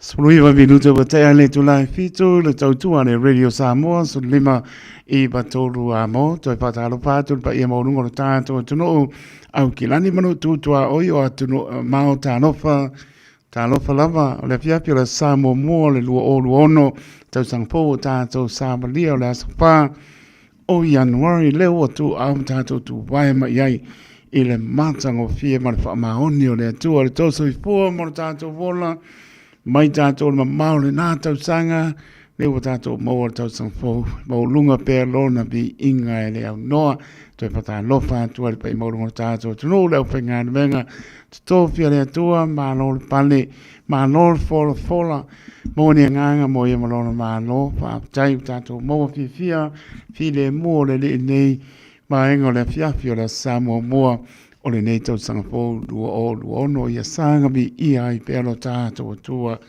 e leo noa. Patalapati asina leo msion to atina lo salia. Ma puta mai, mre po tau sangpo pa pena po sunga ya ta Benson Leonard. Ya, ma no lava le mai. Patulia ina nunu, ma le ainga ma no lava pa tai.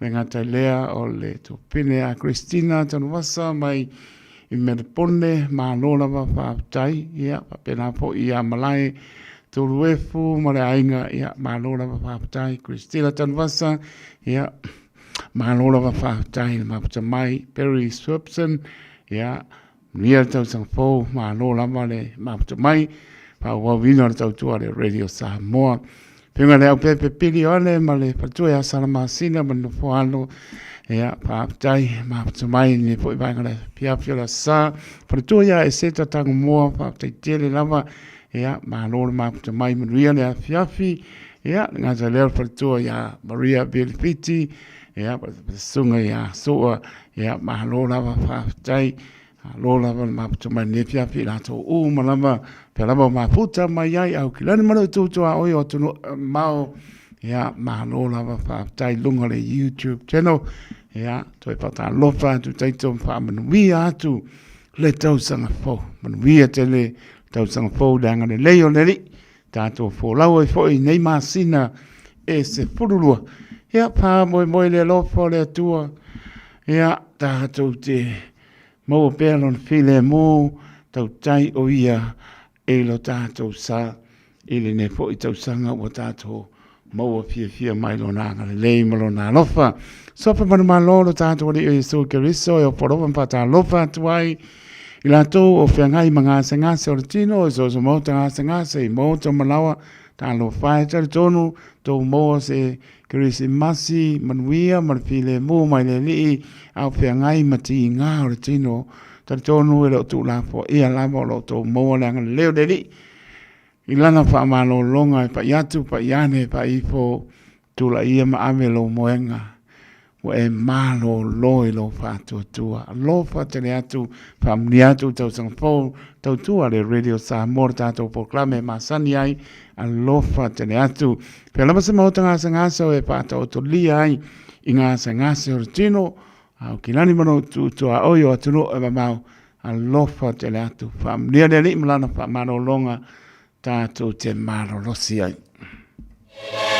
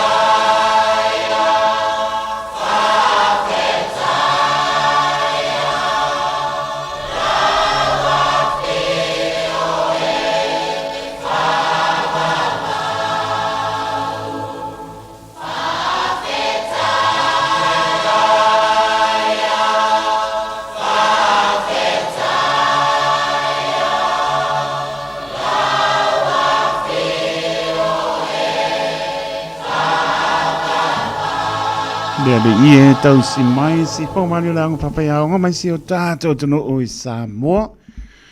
Pōmai atu ere tātou programe o ase singa i mōta ngase ngase. Tau ia o vi inga ro tātou tua ma pesenga whale nganga. Whai ma vai malua e ta oto ai o ti ngā i lunga lo moenga. So sa mōta ngase ngase i mōta malawa. Ia i whamano longa lo tātou tua. Ua sila fia ia me oma la wa ngangi atu bala au atu tani lama lo tātou atua i lona whamahon lofa te latu tātou porklame spa ponga po nei porklame la sao mo mua le au dia le anga le leio lo tātou atua tani tula mai lua sulima belute ona tāra le tula manu tāle manu le lama e patau nuu tātou porklame manu manole o pomoni le tu lae manu i leo sāle nei a o leo sāo mua mua la toi fo i atu le tu lae iwa tanwai e toi fo i mani porklame toi paolola le urua i alofa i leo sāo mua mua toi fo i tātou porklame pia masani ai lau sunga pasta titi sāle pia mani patua e a tania po muli nei o porklame le nai le tu lae manu a o leo sā o mua mua ia la toi foi atu leiva fa pena foi le programa tau longo atu la toi foi le apostolu i le sa mo ia malanga fa lono na mtana tatu leina ia mana foi famia me lo waso foi le so la sa mo le ma o le nei foi tau sanga ma sino januari le spalo tatu ia ia o sole numero do ono o umane do ono lima malanga fa lono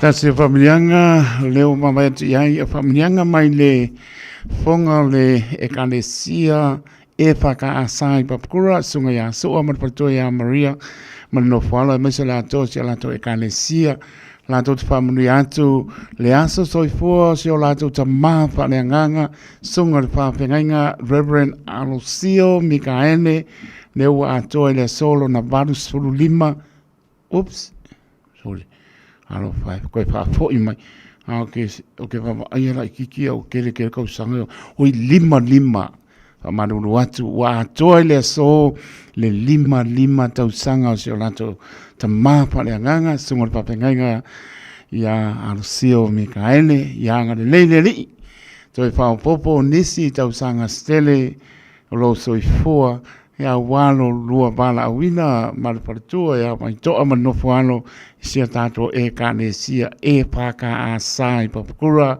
manuia tele lo waso i foa sunga papenga sio mai na yo ainga Samoa ya Amerika pe po ya salia ya ma New Zealand ya me se lo panga moli mai ele fonga ta moli se to e kanesia songa ya so amar pato ya Maria se to finin pato ya Maria ya male no foalo manuia tele lo waso fola songa fianga ano seo Mikaele na o ke pole lo pe ko upa ngangela o ke kus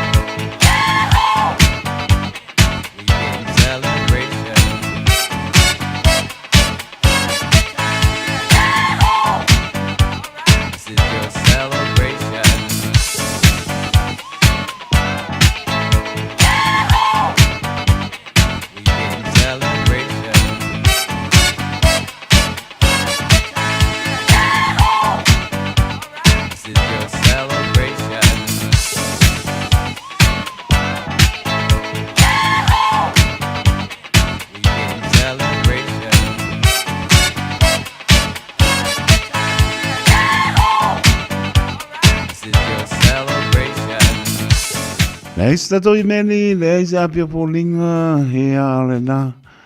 Ale whamlianga len sauni apia polinga, hea ale na. Lunga le YouTube channel, hea. Bele whatapa ale au unai whai mapunga tau moni. Ole polenga le Radio Samoa moro mātou whātau wa. Whamli atu I lato umalama.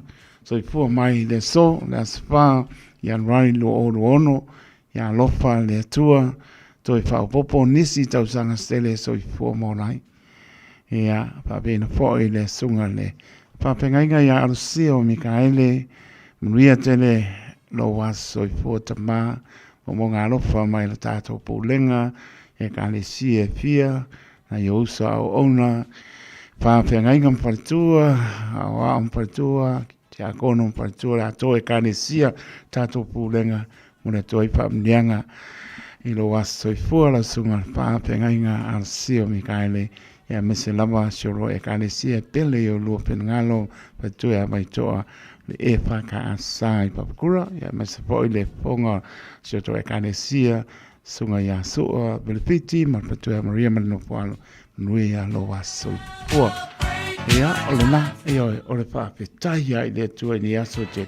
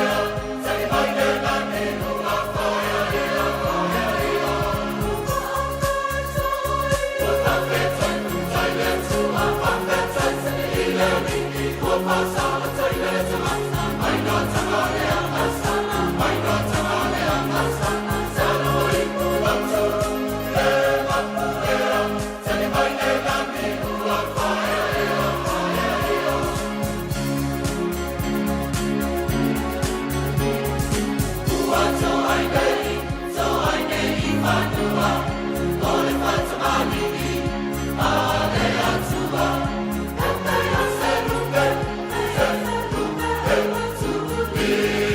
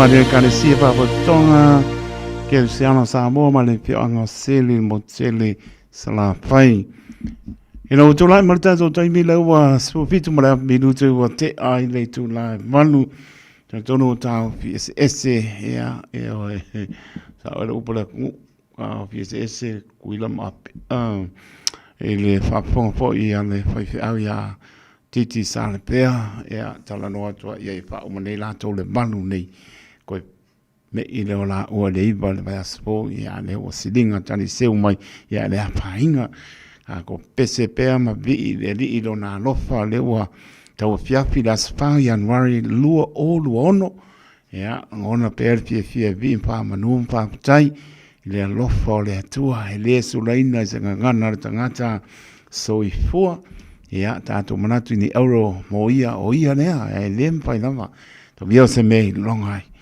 to na atu le na tau sanga malanga umi mai ai ya e maunga i foi vanu vi ta le ala e o tau ngoto le sa o le fa to to ono lu i tau maro rosi o me fe tu leni mai ane la bo tato o manefia pe le matango fio le lofo le tua na Samoa mo o le masino January ya mesa la Samoa mo le luo ono ya maulunga pele vi inga lo tato tua nia lava tato polonga ni se le yo atu ele fam nia tau sang po taito ya fe lava e fa fonga mai moto malawa tono lo sa por pengar venga tu lo mau ya mai so se moto nga se moto malawa ya to fa nia atu le que se masi mar tau sang po ya nia lava tau sang po malo tato tu Samoa lo le atu pasifika o tu uma ma ua mai ale tau tua le radio Samoa ya ma to e pa manu ia atu le tau sanga fo ia tau sanga fo tato fo longa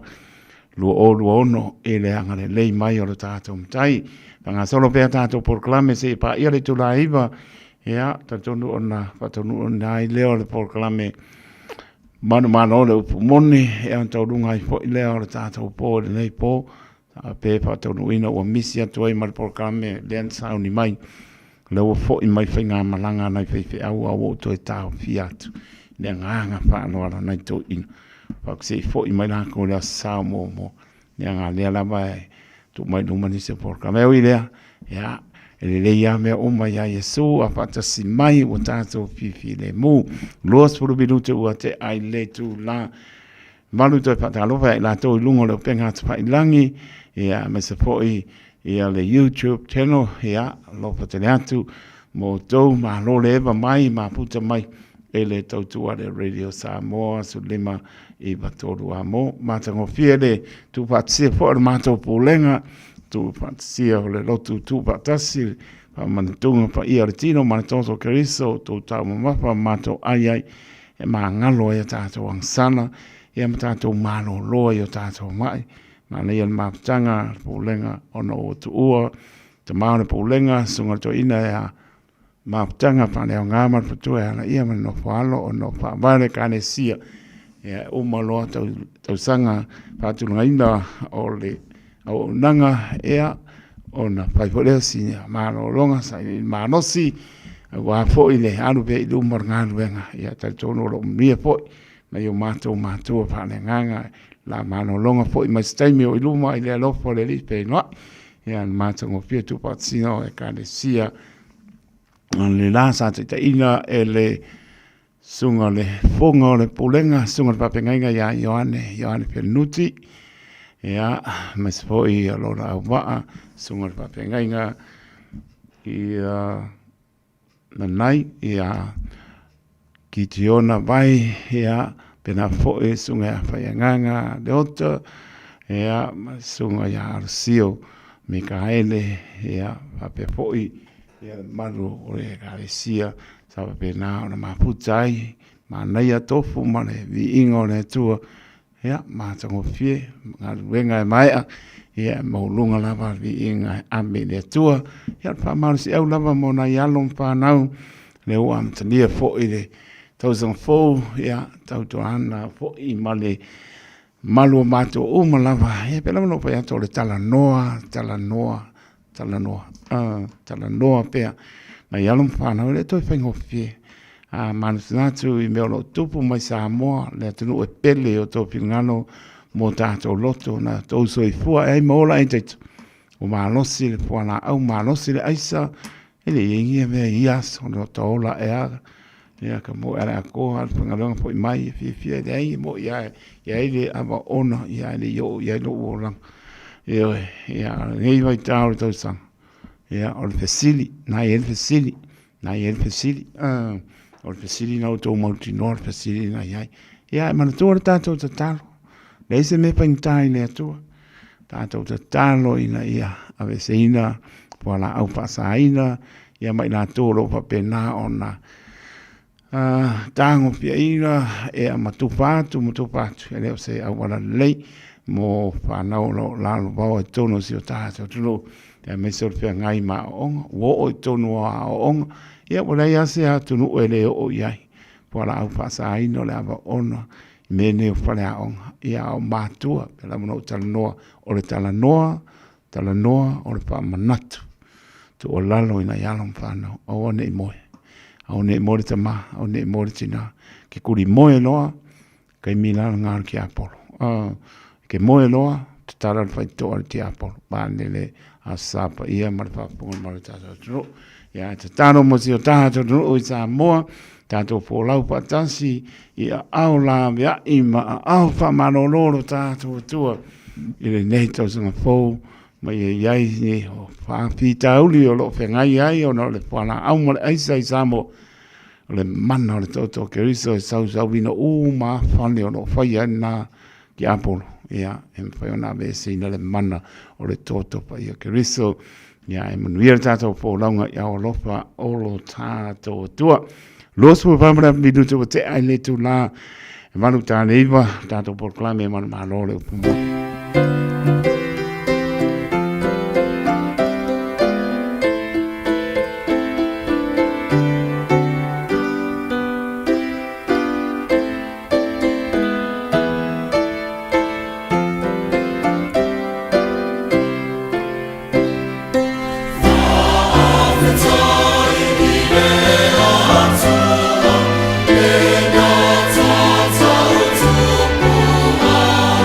Ina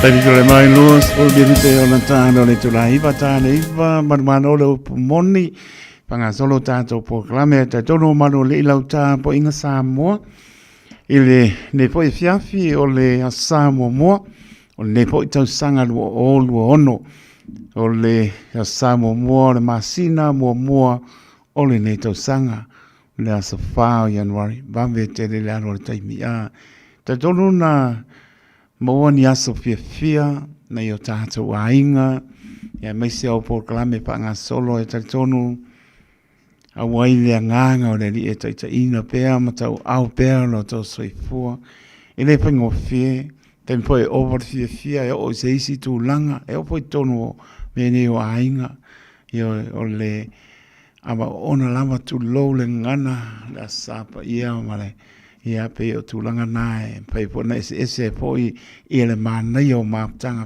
fia tonu o mauta malawa, ia meisi o nei ainga pai mai atu no ema mau, tapai fia o ke lope, ia meisi po ia meisi o tātou tunu i Samoa, patalo pātua i po i le tautua le radio Samoa, pa mni atu, tau sangapo, lo lātou le tai, lātou le ea, lātou le ala, pa aptai le atua, le o tātou fei loa i pēa, i le mātango fie o le atua. Le apu stei mea fō e toi fō i whainga manang.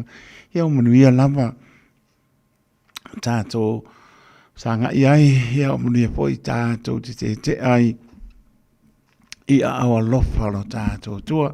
Patana pātu fō i le apionga i a le au pepe po le whainga i a tapunu. Sa maputa fō i Fui loto se mato e kale siang po malanga mai pangali ma ti o lato fo e ainga ya lo fat ya lo so le mo se tanga i no tu o sauningan po e lo tele atu le pepe ma lo mo ma no si so ya po en po ma tango fie fui loto ma to o na so paraile tata ye sunga le o ya yu lio pati ia o ana pōna wha mai ai no taita i ale mato sauninga. Mea lofa le li e fōa le tangata. Mana tua po o tā leni e tasi lua lima. O saunanga, kasi lua lima ka leni nen Ameritanga. A sepa sa o mai. A sepa sa o mai. Tā leni e tasi lua lima. O le tasi e le i maua i se mea. Ai se mai anu e tā la i whingano le li. Sila i le li. E paua le tu e pia sila i leli o lo fina ngalo ma le loto o taito. So ia lo o le lei ma lo tino le lei. Lei ase si me pia sila i leli o lo fina ngalo ma le loto o taito. Paule, fai alo n fina ngalo o ia i tato. Ta le ni e tasi e lise mea na maua i alu tanu. E lise mea na maua i fata mala. Ia mana tua le luan, a me lisi lua ua fa. Le lofa le nao le tua pea. Tangata leo le fai alo fina ngalo. Sau le lima me ima le si limo se furu se pauta. Le alofa le nao le tua. Wawa ai le tutu la i na yo tama, na yo uso, tua wha pine, mori mau. Mori mau a fionga pa i alo tātou tua. Mana tua o le au tua o le pui lotu ia. Wai aso a tua o le sa i lingo Yesu. Sa i lingo Yesu e sere mana ia. Te min sa i lia tua i foi ia. Na o ia. Josefa Maria sai dinga ti ngao la pina ngalo pia mo la tamba o de lo ai mo atu lai bang ai tonu a lo fai tau tu sta ai ya wo fo tanga sta ele poto ana tati ya le tala lama e se ante lo sa ili o lo le fan le lo tama se mana o te pa taya o me a lo fa se se fa unga tato mātango fia fore amatango mato sauningaro tusunga lea o ia iulio ea sauana po o taitaina wha mai ai ia pui loto o tausanga pēr masani ai ia tūtūla e foi sunga ia kanati matila o la taitaina mato o asafo ta pese manai al mau ea so mai ai ta mamatua ia muli au solo tuifua mātango fia ia pe po le partua la o ia pa salafa ia mo ai foi mais que o mesi ia tu la e foi le o le fonga le kalesia ia mauia ia paulo ia pe ala se mato malo para niena sa mato maputa po le fionga ia le pepe pa tsainga ia te punu ia male fionga o ai foi fangi ia mana i o lato o wainga, ia sa tu lai fo te ma, ia ma whailan mo ni mau mātango fia meo. Fia e whanongolong, o iau pako e re sa ula unga po nene ia musu ke o kua ia o se situ. Ka mpai e whakao lau, na o matango fia umana unga le po, ia e mese o le lau ngai no a fia pa ia lo tātou tua, ne whai me ia e nei ropa le lau, mori maunu maliu ke riso, paua lea, na ona e tala noa le maliu ke riso, o lau la unga le na, e ua te... So te muli e wala fe mai e mai por pis ngalo le li e ma po ne tu e batu ya o le poto mana tamai e moli la mala pa china ya ma to uma mai ya la saparele ya sa tu la e moli mau pis ngalo le e o ma le pon po ya pa ma lo pa chai o no lo tu o ma le tato ngalo venga tato na yo tato ma tua sunga to ina ma changa le nga ma tu ana ia ma no fa no fe ngai ma no longa ia ma tu po la auto tano ele ma no longa fo ia la ua ia manuia ia le mo le pui ele atunu o lo fa pe na ma no lo tu ia ia pe America Samoa ma na yo Samoa fa pe America ia le na lama ia tanto tano mo la ua ia se aso po i mai ele matango fia lo tātou tua. Ia te tono nispo e kānesia, pe pole e whakasa, tusa, mare whakasa i pui lotu, pa mai e uman pōma niso e kānesia, ia pa ma lor, pa ma nosi tā po inga, ia wā o le tele a, pe mai elu ese lor, pe fi au le ingisi o loku, a wā kōma kua se kia, tā e o ke kumon mako pare sai, mako loku, o tu ua mātou, le upo le tunu, ele o tu ua ia tamara ngā luenga.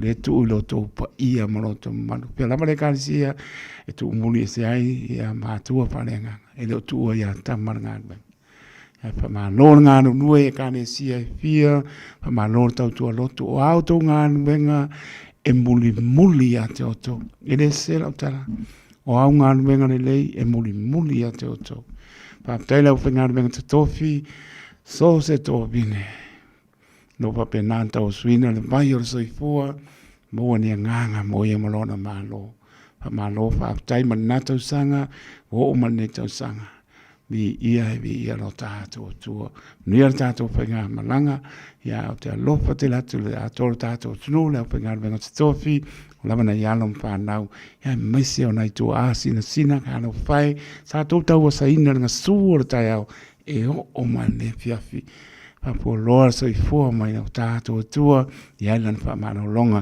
i a mese o lo mantua per tano so se maota ngase i maota malawa i ailan wha mano longa le li nisi o a ingo lo whengai whano noanga nisi pele ma putanga o motian malanga na manu wha mai se le nganga o le li so tōru mi rute o na tāre o le tu laiva ya on tātou se e pele poka mano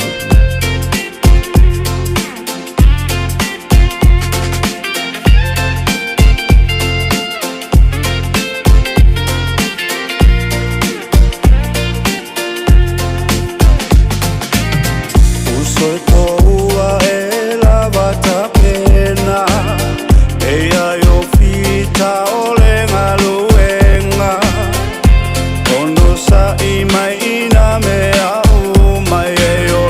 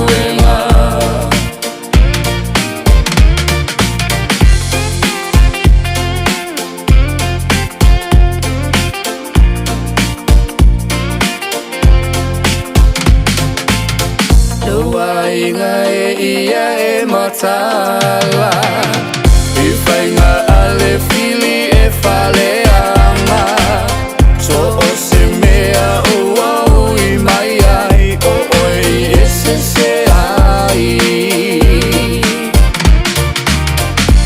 O te lui ma o wha malosi O no sa I ma le wha maoni O inga na o le ke wisi ana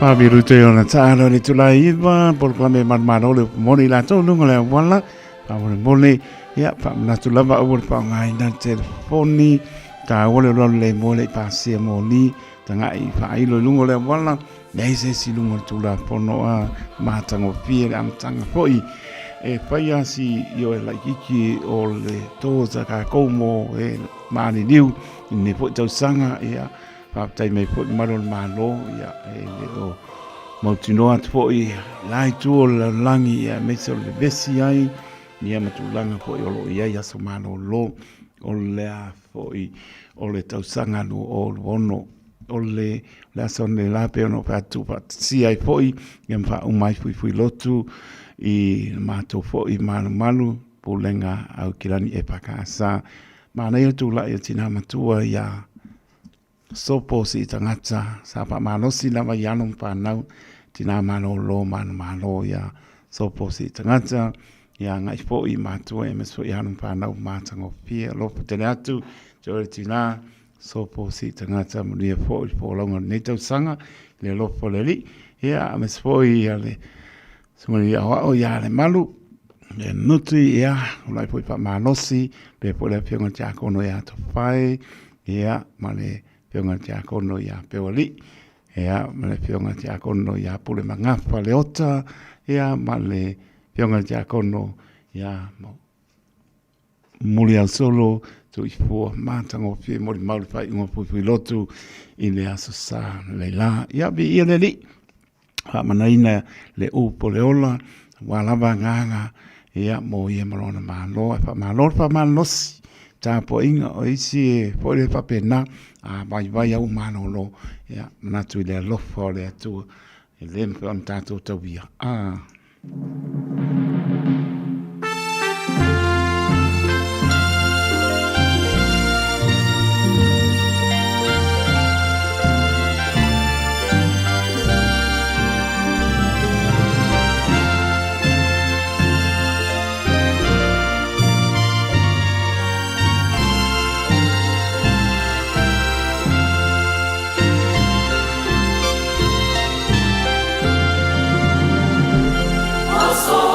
Oh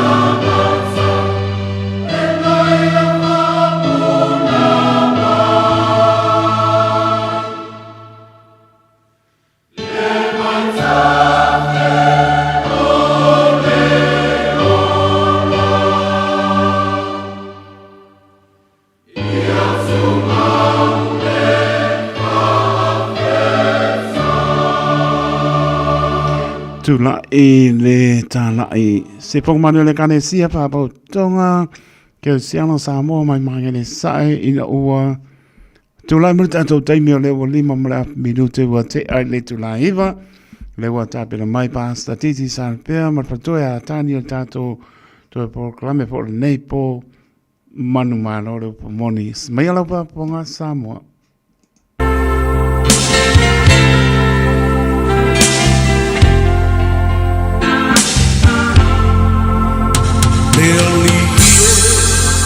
Ia tachala lau whaalogo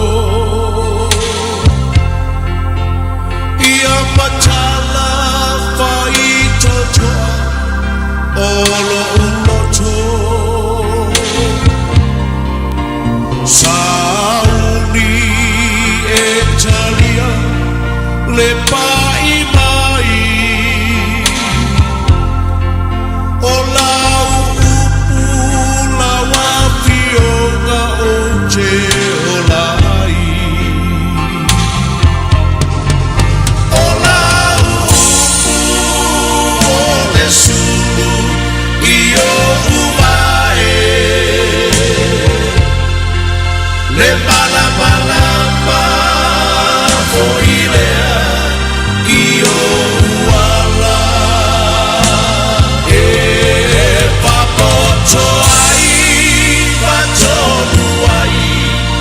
soy puanga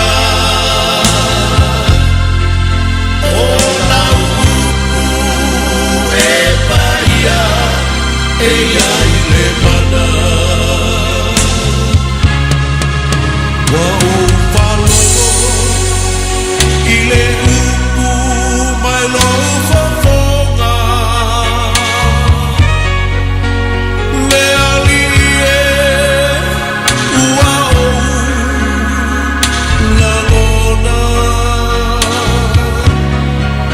Wapai mai le malo si male mana Wa o wilo o la umu e ai le mana O la umu o le sulu i o Malama foile io uala e papoto ai pato ai le soi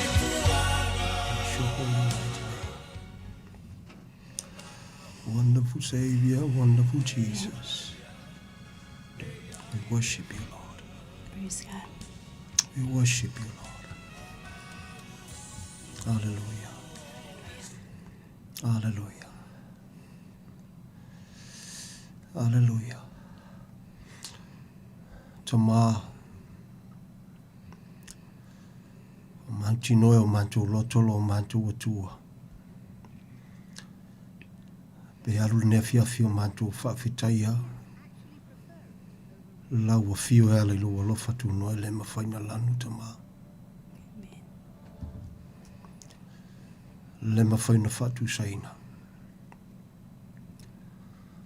Te lia mai whawhitahi lo mātua tua. Whaleo ma mauri antu mai o mātua loto. Inga te le nei aso fau. Le nei tausanga fau. Mai seo awa no te talatama. E o lailo mātua tua mō lau fio. Amen. Hallelujah. Si tu atu e me uma mal whamaulalo lo mātua te male amateina, si o lawa ina whaiwina. Whawawina le wa unanga i o ruma lo mātua tua o no lo walofa tunoa. Tu maui ancho o lawi inga nei maso uma. Whawhitaia pēr lau a whiona o lo alofa tu noa, whawhitaia lau upo lo ola o lo ngalue. Whawhitaia lau a whiona o lo nganga pa i o le whesoswan sili. Mo lo malo, mo lo vi inga lo mātua tua. Whangai nei o la whatau wa o mea whaingaruenga. E whamanuia, sio mātua tunu ura nea fiafi. Praise God. Ta pena ino lātou loto. Ia ona whamaulalo mana ia, lo walo pele a mesel taulanga ato tō wauman whatunu. A o tu ua wanolo wa lofa tuno. Lo fina ngalo lofa whatunu ua leo le loto le tangata. Tu mau yancho o le vi inga nei maso uma. Manu pupui a lau whanau i ua au mawhanwhana i le mana o lo toto. Iesu Keriso. Ia vi ia oe. Whaaftai tele tama. Ia leilu walo pele o Iesu te talo al whaaftai tele. Amen and amen. Thank you, Lord. Praise God. Thank you, Father. Ile ne foi tula le fiafi. Praise your holy name. Fatalo fam fafelo ia tu tato por kalami e manu malo le pumoni. So tato atu no pele o Samoa. Ile ne foi vai ngole fiafi. So ifo manuia ile alo famalanga le o le atua. Fatalo fatu sunga fafianga inga mola tu fatua. Io so se tai lava so se tovini. Fatalo fatu. Fatalo fatu foi au sinsino Samoa. Sama matina matua. Uso matua ngane se yo lava yalo mafana witi. Fatalo fatu foi tato paanga masani. Lo fapena ona manatua le ne pokalami au totarsanga. Fatalo fatu foi tato viewers i lunga Facebook, le YouTube. Yo fia lavolo au atwaile au nanga le ne ala leo fatalo fatu. Amen. Fatalo fatu foi au na ya taito. Yo amata foi tausanga malo lavale. Ngalue malo le fo lau su. Famanu ye tele le tue lau su ma le ainga. Fatalo fatu foi au sole ne fiafi. Taito no lo na nofta pai mai. Malo le ngalue malo le no fotalo. Malo le allo fai le tua. Vi eleli. Ona la sila lo fatalo fale ne fiafi. Songa ya titi la via ma fea o le tua le ne fiafi. Mai la fiona pa ia le tua. Famanu ye tele le tua lau sunga. Ya mai se fole upu fola tama le ne fiafi. Wana se ona fatau va o ia. Ele fatau va le tua fa pena Sofia. Tala ile upu ma la fiona pa ia le tua. Mosio tatu atunu pelo Samoa. Famanu tele le tua lau sunga. Ya mai se fole por kalamine fiafi ma fa fonga anga. Sio tatu atunu vi eleli. Amen. Praise the Lord. Yeah, praise the Lord. Ona o le tua te tau mono me iai. Amen. Le whawhetai, le whamanu. Ia o sea wanoa tantou te vivi iai. O le tua le onge vi inga. Mai lava le vavau e o lava i le whaavavau. Amen. Ia le li. Praise the Lord. Ma tia lo ta whatau wa amadia. Praise God. Nau whaafonga sa moa le whatalofa. Whatau wa ia whaleo. Ia e siau pele le nefiafi. Praise the Lord. So if woman we le lofo le tua. Sa moa le tunu pele i ona vai ma sese. Le foi le li. So if woman we le wauna le tutu le o. Sunga la wa olom whano mantu mafuta pele au noa ia o mantu. Whawole ni tau sanga. Lua o lua no. It's an honor to serve. Really. And it's an honor to serve the Almighty God. O se awa noa, o se awa unangai. Whatu putarina pere ori le loto e awa unai. Awa unai lalo le lofa tu noa o le tua soifua. Even though e to tele mau au unanga i ona vaianga sese. Ia ai o se awa unanga e. Manantu ele mawhai ona whatu saina. Ele aia foi masisi awa unanga i lungo le fonga. Ele nei e whatu saina. Le ola o le tangata mo le tua soifua. Ia, whatalo whatu ma whamanui antu le lu ono. Praise the Lord. Whaintātou whaupuina o le tausanga fou, ia le lofa malanga le lei o le tua. Ia whaamtai o loa wa wina pei tātou ilana upu e mawhai o na manino ai mawhai o na ta oto le leilau sila le me te tau na ta oto ai. Aleluia. O aso matausanga. Ia whamail whamalosi al tangata o le tua le ipu filfilia. Monu e se, fantasia i maisa ra elu, ia le li. I la so sidi atu na taua. E taua, i le tūlanga o le whamaoni o le tua. Ia ai, praise the Lord. E leo se aso e fia ai, lesi fo tanganta, le tanganta e leo amana ia, masangia, ia maolo fia pe fia le nei o langa. Praise the Lord. Ia i la tau, o i lava i la tau. Ia whangata, e leo se asola e look forward ia ia por kalame o lo whanta oto e le tua le walu ono. A lo tua wanoa pele lo fatu noa o le tua. Praise the Lord. Masanina e whalongo. Ia tolo fitu. Te silima i watolu numero mwhaina e walau mai eipea e mana mia se whesosoani. No whatapena fwoi lau au na ia taito pe o na iai ta tala lava le avanoa so se teimel tato por kalame.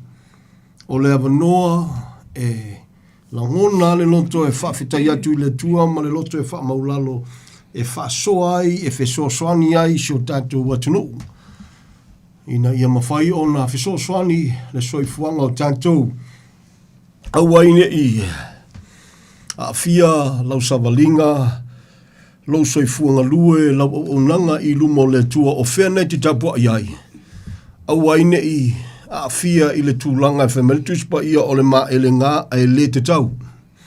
Awaine i mai maua i a lo taimi o mea lo whaalu, o mea lo whaia.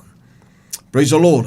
And it's sad to say, ia e atangia le upo le tua e tō tele e o lo afia i le tūlanga. Ia e whaftai le tua o lo whalia pele whamahoni o le tua. Hallelujah. E le mawhai lava. Never before, never was, never will be.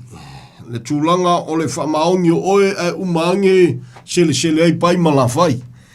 E ui lava fo ye teimi o lo moli maua tangata le tua pese ina tupu ai le ti ngā whale nganga whapena o loto niso tangata o le tua i le wawai atu fmasole. La manguia la wali ila ala makwale manguia o langa. Ia sa lavale tala ia ta vita e whamanatu ma whamalo si au ai li tangata ua fili mo le tua tusai ma le upu monia le tua o te popole. Pe ana whailoa le tua ia tā vita i lonu teimi e whapena fo, ia. O le upu whai mai ia, mafu tātu le tamalo i le tua, ai awa o i le tua. Tā vita, o te papole, o te ilolo menga ke mawhaki ai. Tā wana whamanatu ia te oe, o le unga, ese. E mawhainga e wawa ia kupe i le kukusa i lawa ai le soifuanga le nei. E le ngata i le taimi, e o mai lawa le taimi le nei lalo le alofa tunoa. Ai a olo na whata oto por kalame le tua o le temi mulimuli. Ua levo na ta ua le meingo o aso mulimuli, o aso ngā tai, lea o le a luafe tausanga. Na fio mai no Yesu Keriso i leo langa le nei, le tino le nei, te klea lo le mele na. So e leima se Samoa o soifua pea. Whapea o oesa e iai, e ke soifua mai tūlo, ma o mawhiola mai. O leva o na ti klea le upu le tua, o aso e ngatai. E wia foi lana tau alanga nisima ua sasi el tau alanga ia pe ua sesea i foi ma ave ma fe au ua awa o sesea ina i ta ngata. E leo ma whaina li waltu sipa ia le tua. O aso e ngatai. Praise the Lord. O le fina ngalo le tua na wai mai o na whainga ese. Au na aso e ngatai a wala mai a Yesu. So o le taimea na tu vai a Yesu rungo fonga ele nei. Ti glea loa. O aso e ngatai. Lela o le alua fetausa. O wha pale pele lo for tu no lentua. te whafonga ni so teimi Samoa, ia e au le whaasoa e whapena. Whaafetai le tua pe a whaita atu te toe au atu lesi se fulu tau sanga. Lua se fulu. Pe 5 se fulu foi. Vi ia le ri, ia pe se lau foi tau sanga o lo te tala noa le pulkalame le tua i le ave se ino lana e kalesia. E lei taitai a leo langa. Lei taitai le soifuanga. Whamtalanga le tūspaia. Praise the Lord. E lei saingia le whengainga o le fitu tau sanga. O ngā whengainga e leo se whengainga e ke mga kuma e ngau e ke fia uru whale aima e o iai. It's not for you. Ta tala noa ia te oe o Samoa, o tantou, o le pulkalame le tua, it's right now, it's today. O le tātou taimi. Hallelujah. Hei walo anga tusba ia e whatitau ia Israelu, ia i le vāna o le tua ma Israelu o le taimi nei. O tantou, o le whamaa Israelu, o le upo le tua, o le pulkalame le tua. O le kawhewhea, ma le leilo loa i Samoa, o le lea mana ia o Yesu na maliu. Can I say that again? O le kawaso Israelu, o le pulkalame le tua, o le mefo nai, Samoa le atunu pele. Fai fe au, fai loku, stay away from that. Mana tua Israelu i lau te talo au ke fia Israelu. Ke le fia skairi fua whale Israelu, pe ke mangaku fua iawa o ngā Israelu. Not for us.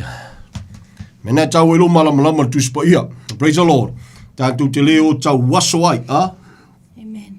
O le taua foi le nao le ngalua o le nganga o le tua, o le taua foi nao le awa onga, ma le whamanatu, e aulawa o na sao le amatanga o le savalinga. Amen. Ia le li. Praise the Lord, praise the Lord. E le whapea se se le amatanga o le savalinga, se se le Yesu la tapo a iei pole tale lei, ai manantu e whakingi le mamuia. No. E aulawa na tonu masao, o Yesu ana whetalai. A le pa'ua le fua o le saito i le ele mapalai e tu maua le me dasi. E leo se upo titi, e leo se upo se Samoa. O le upo le tua. Le winga le whamtalanga, a le mua i Salamoa le tangata. O ti le tangata tuai, surrender le tangata tuai. Whaasa tauro le tangata tuai. E le mawhai ona soifua matupu mai se tangata fau. Via le li. Se tangata e loto i le tua, se tangata e nau i le tua, se tangata ua malie e ala i le whao le tanga wa uman whatau nu ulunga le Santauro. Nothing else. E le koe whao popoa iai se si awa onga le kuspa ia, even though a kako ua wha makala le kuspa ia, ke le ia awa onga. Via le li, ai whaaftaia i le tua, praise the Lord, praise the Lord. Via le li, maulunga nau le lofa tu no le tua. I le tātou taimi Samo. Samoa le atunu pele, ia le walua olu ono. Whamtalanga na tuspaia, waso matausanga ua leo ngā. Ua le toe o ngā ilona tūlanga ua tāpena le tua le aso tāua. You are longing for that day. Le tangata ua salamomoni mawhatua tua i le li. A olesi tangata, le tangata le ua mana ia le maliwa Yesu, le tangata le ola matau i le tua. Talala tuspaia, e leo se aso e te look forward iai. O le aso ea, e sola le lavlava i le koa. O le aso e ke le fia awai, e ke le mawhaia, e le i whaia fo i mos te ngata soifua, towards i le toa sao le tua. E le i whaia fo i le tua lona toa sao, mos te ngata soifua ai pangalea, o sila fia e le tua. Amen. Ai pangalea, o sila fia e le tua. Tō tila tangata e le amanoia. Se tasi na whetalainga Yesu Keriso o le whamasinonga fo le nei ina ua o mai le malamalama i le lalolangi a o tangata e silo la tō nau i le pouliuli nei lo le malamalama. Ai se le anga amio, le meo lo fai. Su e mea i le suafa o le li. Su e mea langa si o maua le tuspa ia. Mostly o tangata ia irunga. So sani le tua ia te ole nei a fiafi Samoa le antunu pele e iwa mea uma. La te fo lau fo ne fiafi le tusi la venga luenga lo se fulu tau tino ngā paulo ua mama uma le toto tangata uma lava. Bo uma no tau tino ai. O te tau tino ai pea. Au te tau tino ma le loto e wha maulalo se vana ngai se Samoa i le i whaafafonga i lota leo whatau waa. Se vana ngai se Samoa i le i langona ina le pol kalamenei. Pa for those sorts tangata so i fu whaafafonga. O le lofa. O le whaau o le lofa. o le fe'au, o le lofa tu noa le tua. Leo se tala ingo se lotu, ai manatu fo i te fia tala noa i me tau lotu ma waonga. I would love to. Fe so soani ia te oe from A to Z. Fe so soani fa malamalama ia te oe o Yesua le tali o mea. Malava. Praise the Lord. O le ata mai o lo awa wina i el tōtele. E leo tangata uma, once again, ai o tōtele, so kolo lotu, Bible College and all that. E iwangia, ngai ku Yesu i fafo i latu wa o onga. E iwangia, ngā su ai o kupe. I'm not afraid to say that. Hallelujah. Leo amana ia Yesu na maliu. Ya lofa Yesu ia te oe Samoa le antunu pele. Pamtalanga tangata o le tua na ole ngantia se me tasi. Na oa o ma wa wina. Tala noa ilam tusi na vantu ia Roma fa mai Roma. Na o walu watu ia te o tō male ato o tuanga o le manuia o le tala lelei. Amen. Awa wina lava e le tua. E ala le soani o le nganga pa ia o le tua. Le tangata na ia whaonga ina. O le tamaloa ia nei te malamalama. E lea ia masi Samoa. E lea masi Samoa e kukusa o malingi ka maloa. Ia o le tangata e pio tanto. Ai o le alofa o le tua na whaonga ina. Ile soi fua nei tangata. Ta pena lava le tua. Ia leo am whaina whamanu i nei o tatu tangata. Praise the Lord. Praise the Lord. E iei lea lofa ia Samoa se umano o tule se whamtalanga i titi le tūlanga lea. Hallelujah. Ia, e i fo inisio o nei e kalesia manai e auna malatu valo anga le fo ua pasi aku ia ua pe walu whaafia i ngaonga i valo anga i le ingi valo anga o kawu. Via leli, to those ia polau sunga fo ia valo anga. Hear me well. A whaia tele i to tonu o le whaotanga muamua. O le awa onga na e soifua mai ai le te alua ia. O le alawa mawalo wa wanoa. Na maliu Yesu, na maliu foi mo oe mai tatou umalava. Unless sa e to tonu, sa e talia, sa e malamalama pe te iane lo soifua tuputupuae, ua li liu lo talitonunga. Be very careful.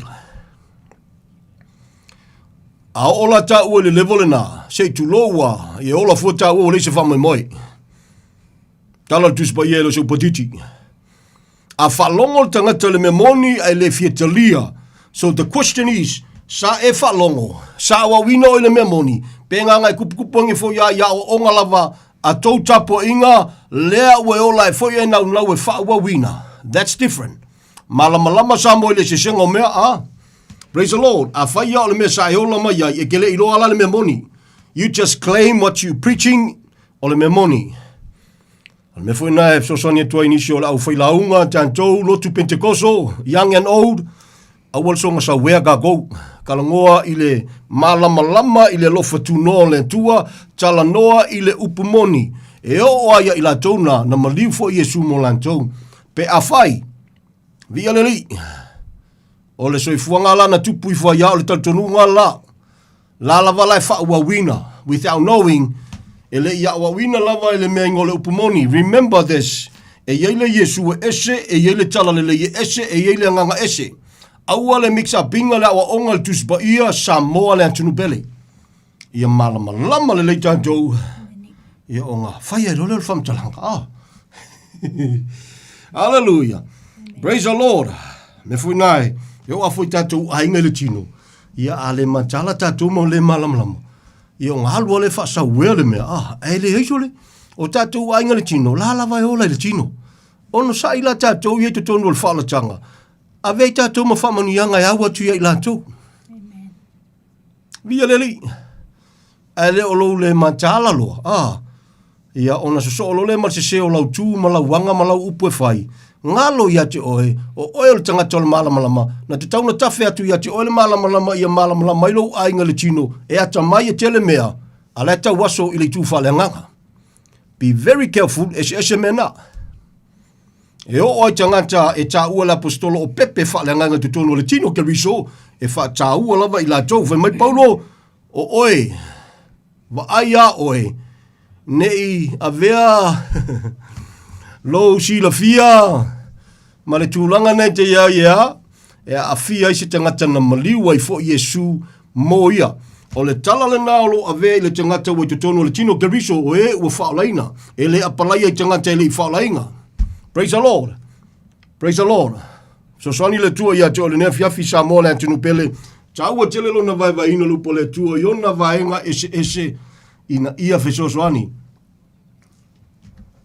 Toi whamanatu ma toi to muani nei tau sanga.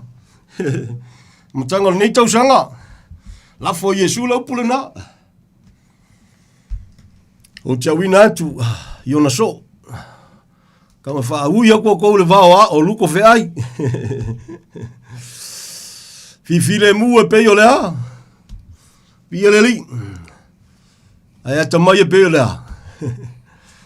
Praise the Lord, praise the Lord. Ale lofa tu no le tua. Sa fu tangata leo Paulo tau tino ai foi. Mai a o walu ngei. Ole au mai a te kou luko sa wala tu te le fasawina le lafu mamoe. Tau ole nai awa winai oe le tangata wa vea ma au auna le tua leo mamoe te tonu e kalesia. Leo mua oe ia te oe. Ia koe fasanga le kalesia keu mafsoswange. Fa malosia i le upo le tua. Tau walanga na au auna le tua. Via le li. Praise the Lord. Praise the Lord, praise the Lord. Ole alofa tu noa si esele na le tua. Tal noa tu fala wa telefone ne vaenga le fiafi. Ai umona fai ule se fam talanga iniso vaenga pe na. Il tatu wa tunu fo Samoa ma tu langa lo manatu e. Wa mo se fa longo foi ma se tap ia tu foi. Ia olo ua manatu na el fainga malo e anga i tu langa i ole a. Wa ia inisio o e kalesia wa leva i Samoa. Ani e kalesia manatu o e kalesia e sil tal tununga. Na no upa ia o koe me ia se o whakinga ngia fiafi. Mana ia manatu. But it's wrong. Why it's wrong? Why ia lainga na whaiatu e le tonu Samoa le atunu pele e lenga le kasi se kalesia e le kakaung whakofua i kongo Samoa. If you think o Samoa o se atunu po se nuu e lo lotu mamanatu tangata o lau auna i le tua makaukia ia. E le tasi, le lua, le tolu, e le whani e kalesia pe a whai te manatu te fiola i lalo le lofa tunoa. They shouldn't be. Ia ai le mawhai pe a whai o tātou fo yo ena tai wha solo mai lava i te tonu o whainga malo e le i whaolaina i la tau. E ese ale mengo tangata lotu, ese ale mengo tangata ua whanau fawina. E le mawhainga kau kala le kanga kaloku i mea lo loto whalea nganga. Nganga kalangoa kua peise ia. E mana mia, lou soifua ua whama ua lalo ma whanau fawina in order to speak accordingly i le lofa tunoa. E te tautala i te malamalama i te tautala i le lofa. Ona o le lofa tu noa siri ese o le tua alanga kau kalafol kanga kaloku e pei al kanga kau whaalainga. Can I say that again? E mana o mia e Samoa, e mana o mia e whainga malo, le whaalatanga ia Yesu Keriso, na whaa sa tauroina, e toi whao papalo se si mea ia Yesu na, that can be easily become a different gospel. E le mawhailanga e gleiminga le manguia o le gospel nga maliwa Yesu, ai se le gospel le ke pese ai. E le mawhaina e gleiminga le fina ngalo le tua, e ese le nganga le te whalongo ai. No. E whainga tāfo i na tātou sa afi manuia na tawhi mai lungo le sa tauro, pe a whai e ese le Yesu le te tāpo ai ai. Vi ia le li. Ia e manato nai tau lilifa, le mana onga, o ni langona, au se whamalosi, au se sila si o tātou atunu, ul whainga malo, ia ele ngatia, le tapo inga, ale Musalemi, wai Samoa. I think it's going up for your info, going up to 40 years, whatever. Pe a whapea le te manatu whakua waku. Going up to 40 years.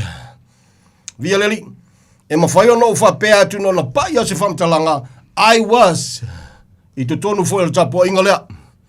Sa umalanga i fo i atunu i whafo il tapo inga lea i lea waonga.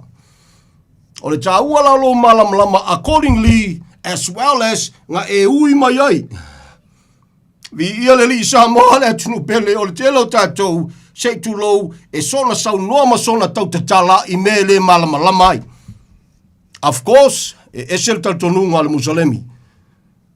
But let me say this again.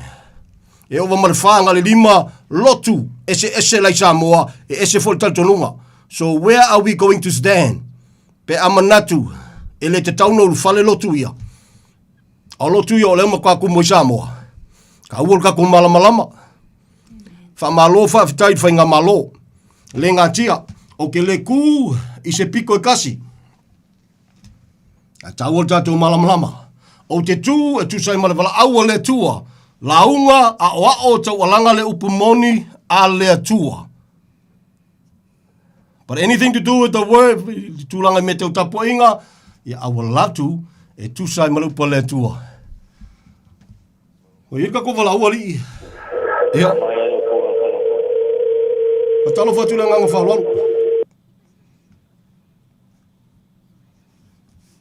Ia, viareri. A tu e fia tamu whai mai, a le tausanga. O te tali tonu te whalongkua o kau ngale i foi le mea. Ia i o lata i folau sunga i le ki o malau ke le fongi a. Ai, pe ai tu e fia tamu whai mai, ia. Feel free, most welcome. Ua talanoa o le whi au taua mo Samoa. Pe ona whaasole nea fiafi a. Praise the Lord. Taua tele le tātou malamalama. Whaftai le tua ua e se sila. Al tātou whainga malo i le tūlanga. Ai o le whanonoanga. Ia e muli to e apatu. Le ua whai kaufia kausanga o isi e kalesia i Samoa. They shouldn't. Pe ai manatu te fiola e whawhiawhia Yesu na maliu. Talatu tātou wa fiafi. Praise the Lord. Praise the Lord.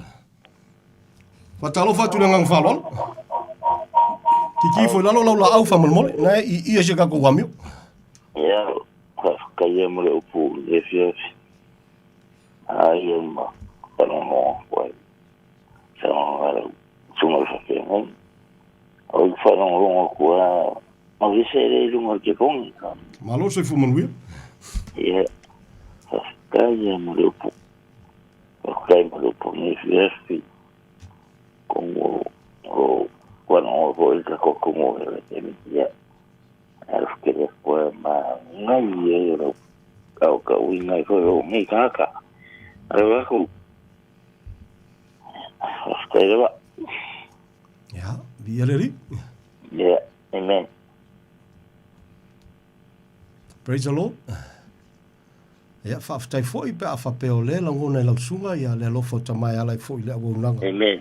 Ia le tātou pol kalamine ia e whatau waa lama. E taualanga ono le lofa tūnoa. E taualanga ono le mentupu ilunga le santauru. E taualanga foi. Ia leo se tala ingo se lotu pe o na whafonga sa moka. Yes. Sa me le sunga. Le whakere koe mora o whiunga more. Ia, whawhetai. Aranga ngore upu. Ia, whaftai lawa. Ia, via lili. Ia, whawhetai na wala mai, whasoi foi ia. Ia, whasoi. Praise the Lord. Ia, malo. Ia lili, malo a foi le. Ngā jiel whatau wa. A whai o mafuta mai le lofo le tua, a whai foi o mafuta mai le uma le fia o aso fia. Ia, e mesidi nati la ngona.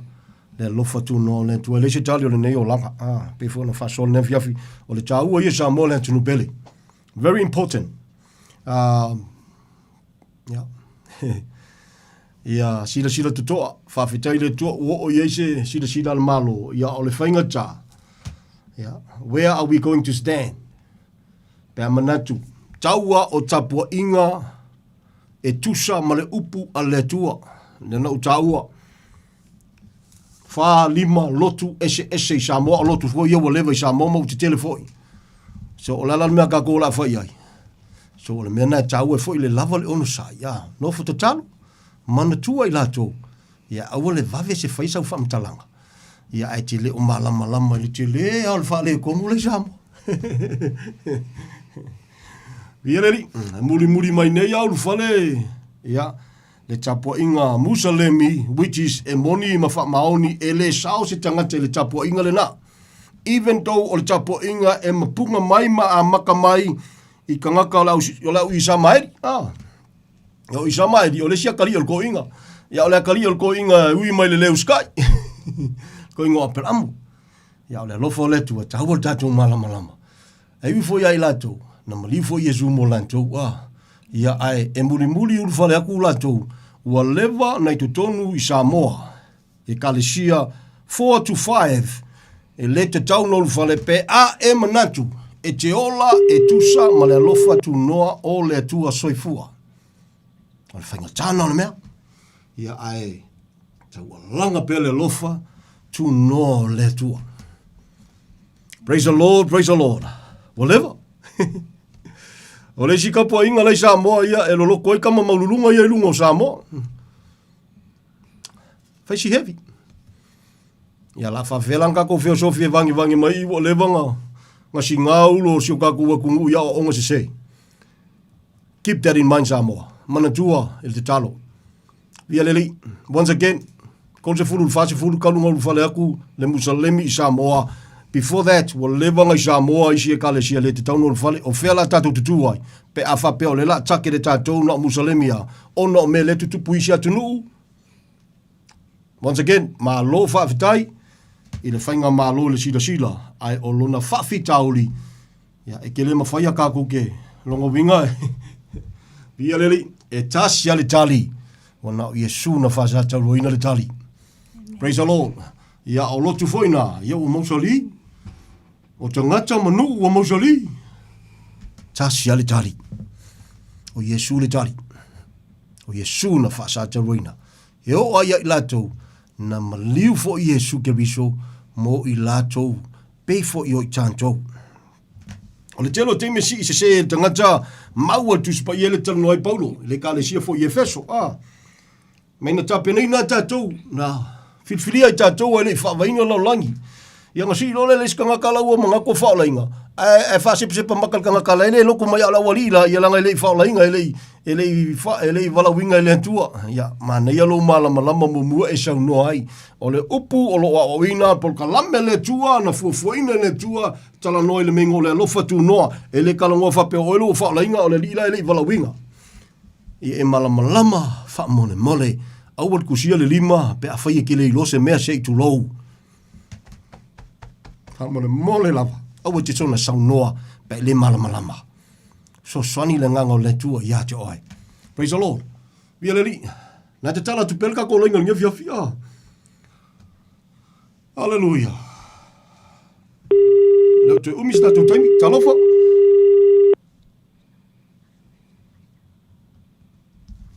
Ja. Praise the Lord. Leo te umista tu taimi. Ia tono le talo fa mulmuli na. E lofa Yesu ia te oi Samoa. Awa lava ne e manatua fa pe oi te tapua i fea ma fea.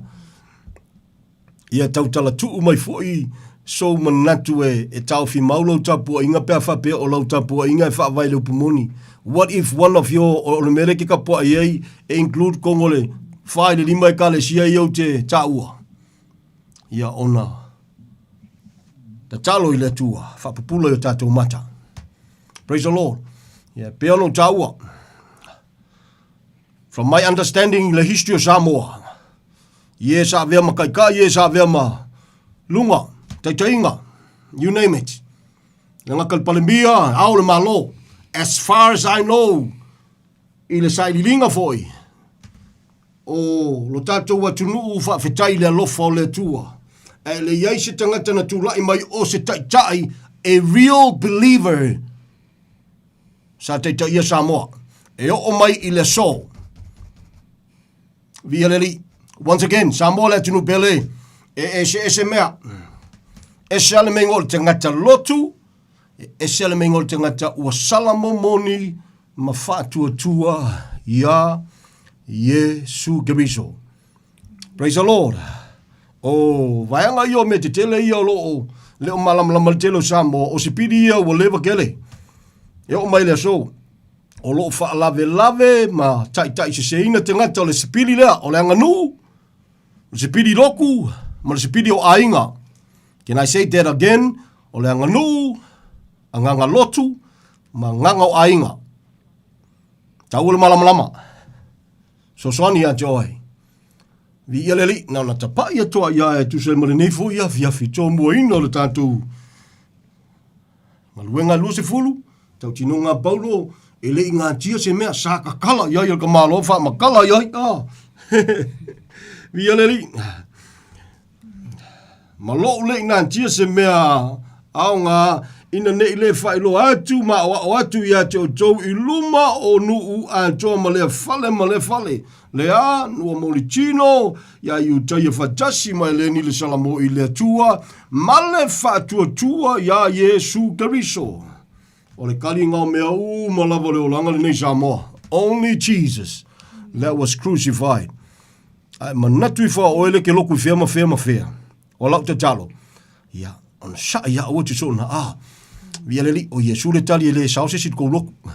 E o fwoi le melo te tapua, e fwoi mamanga ludua i maua ia. Ai o le awa onga e le fesiringia.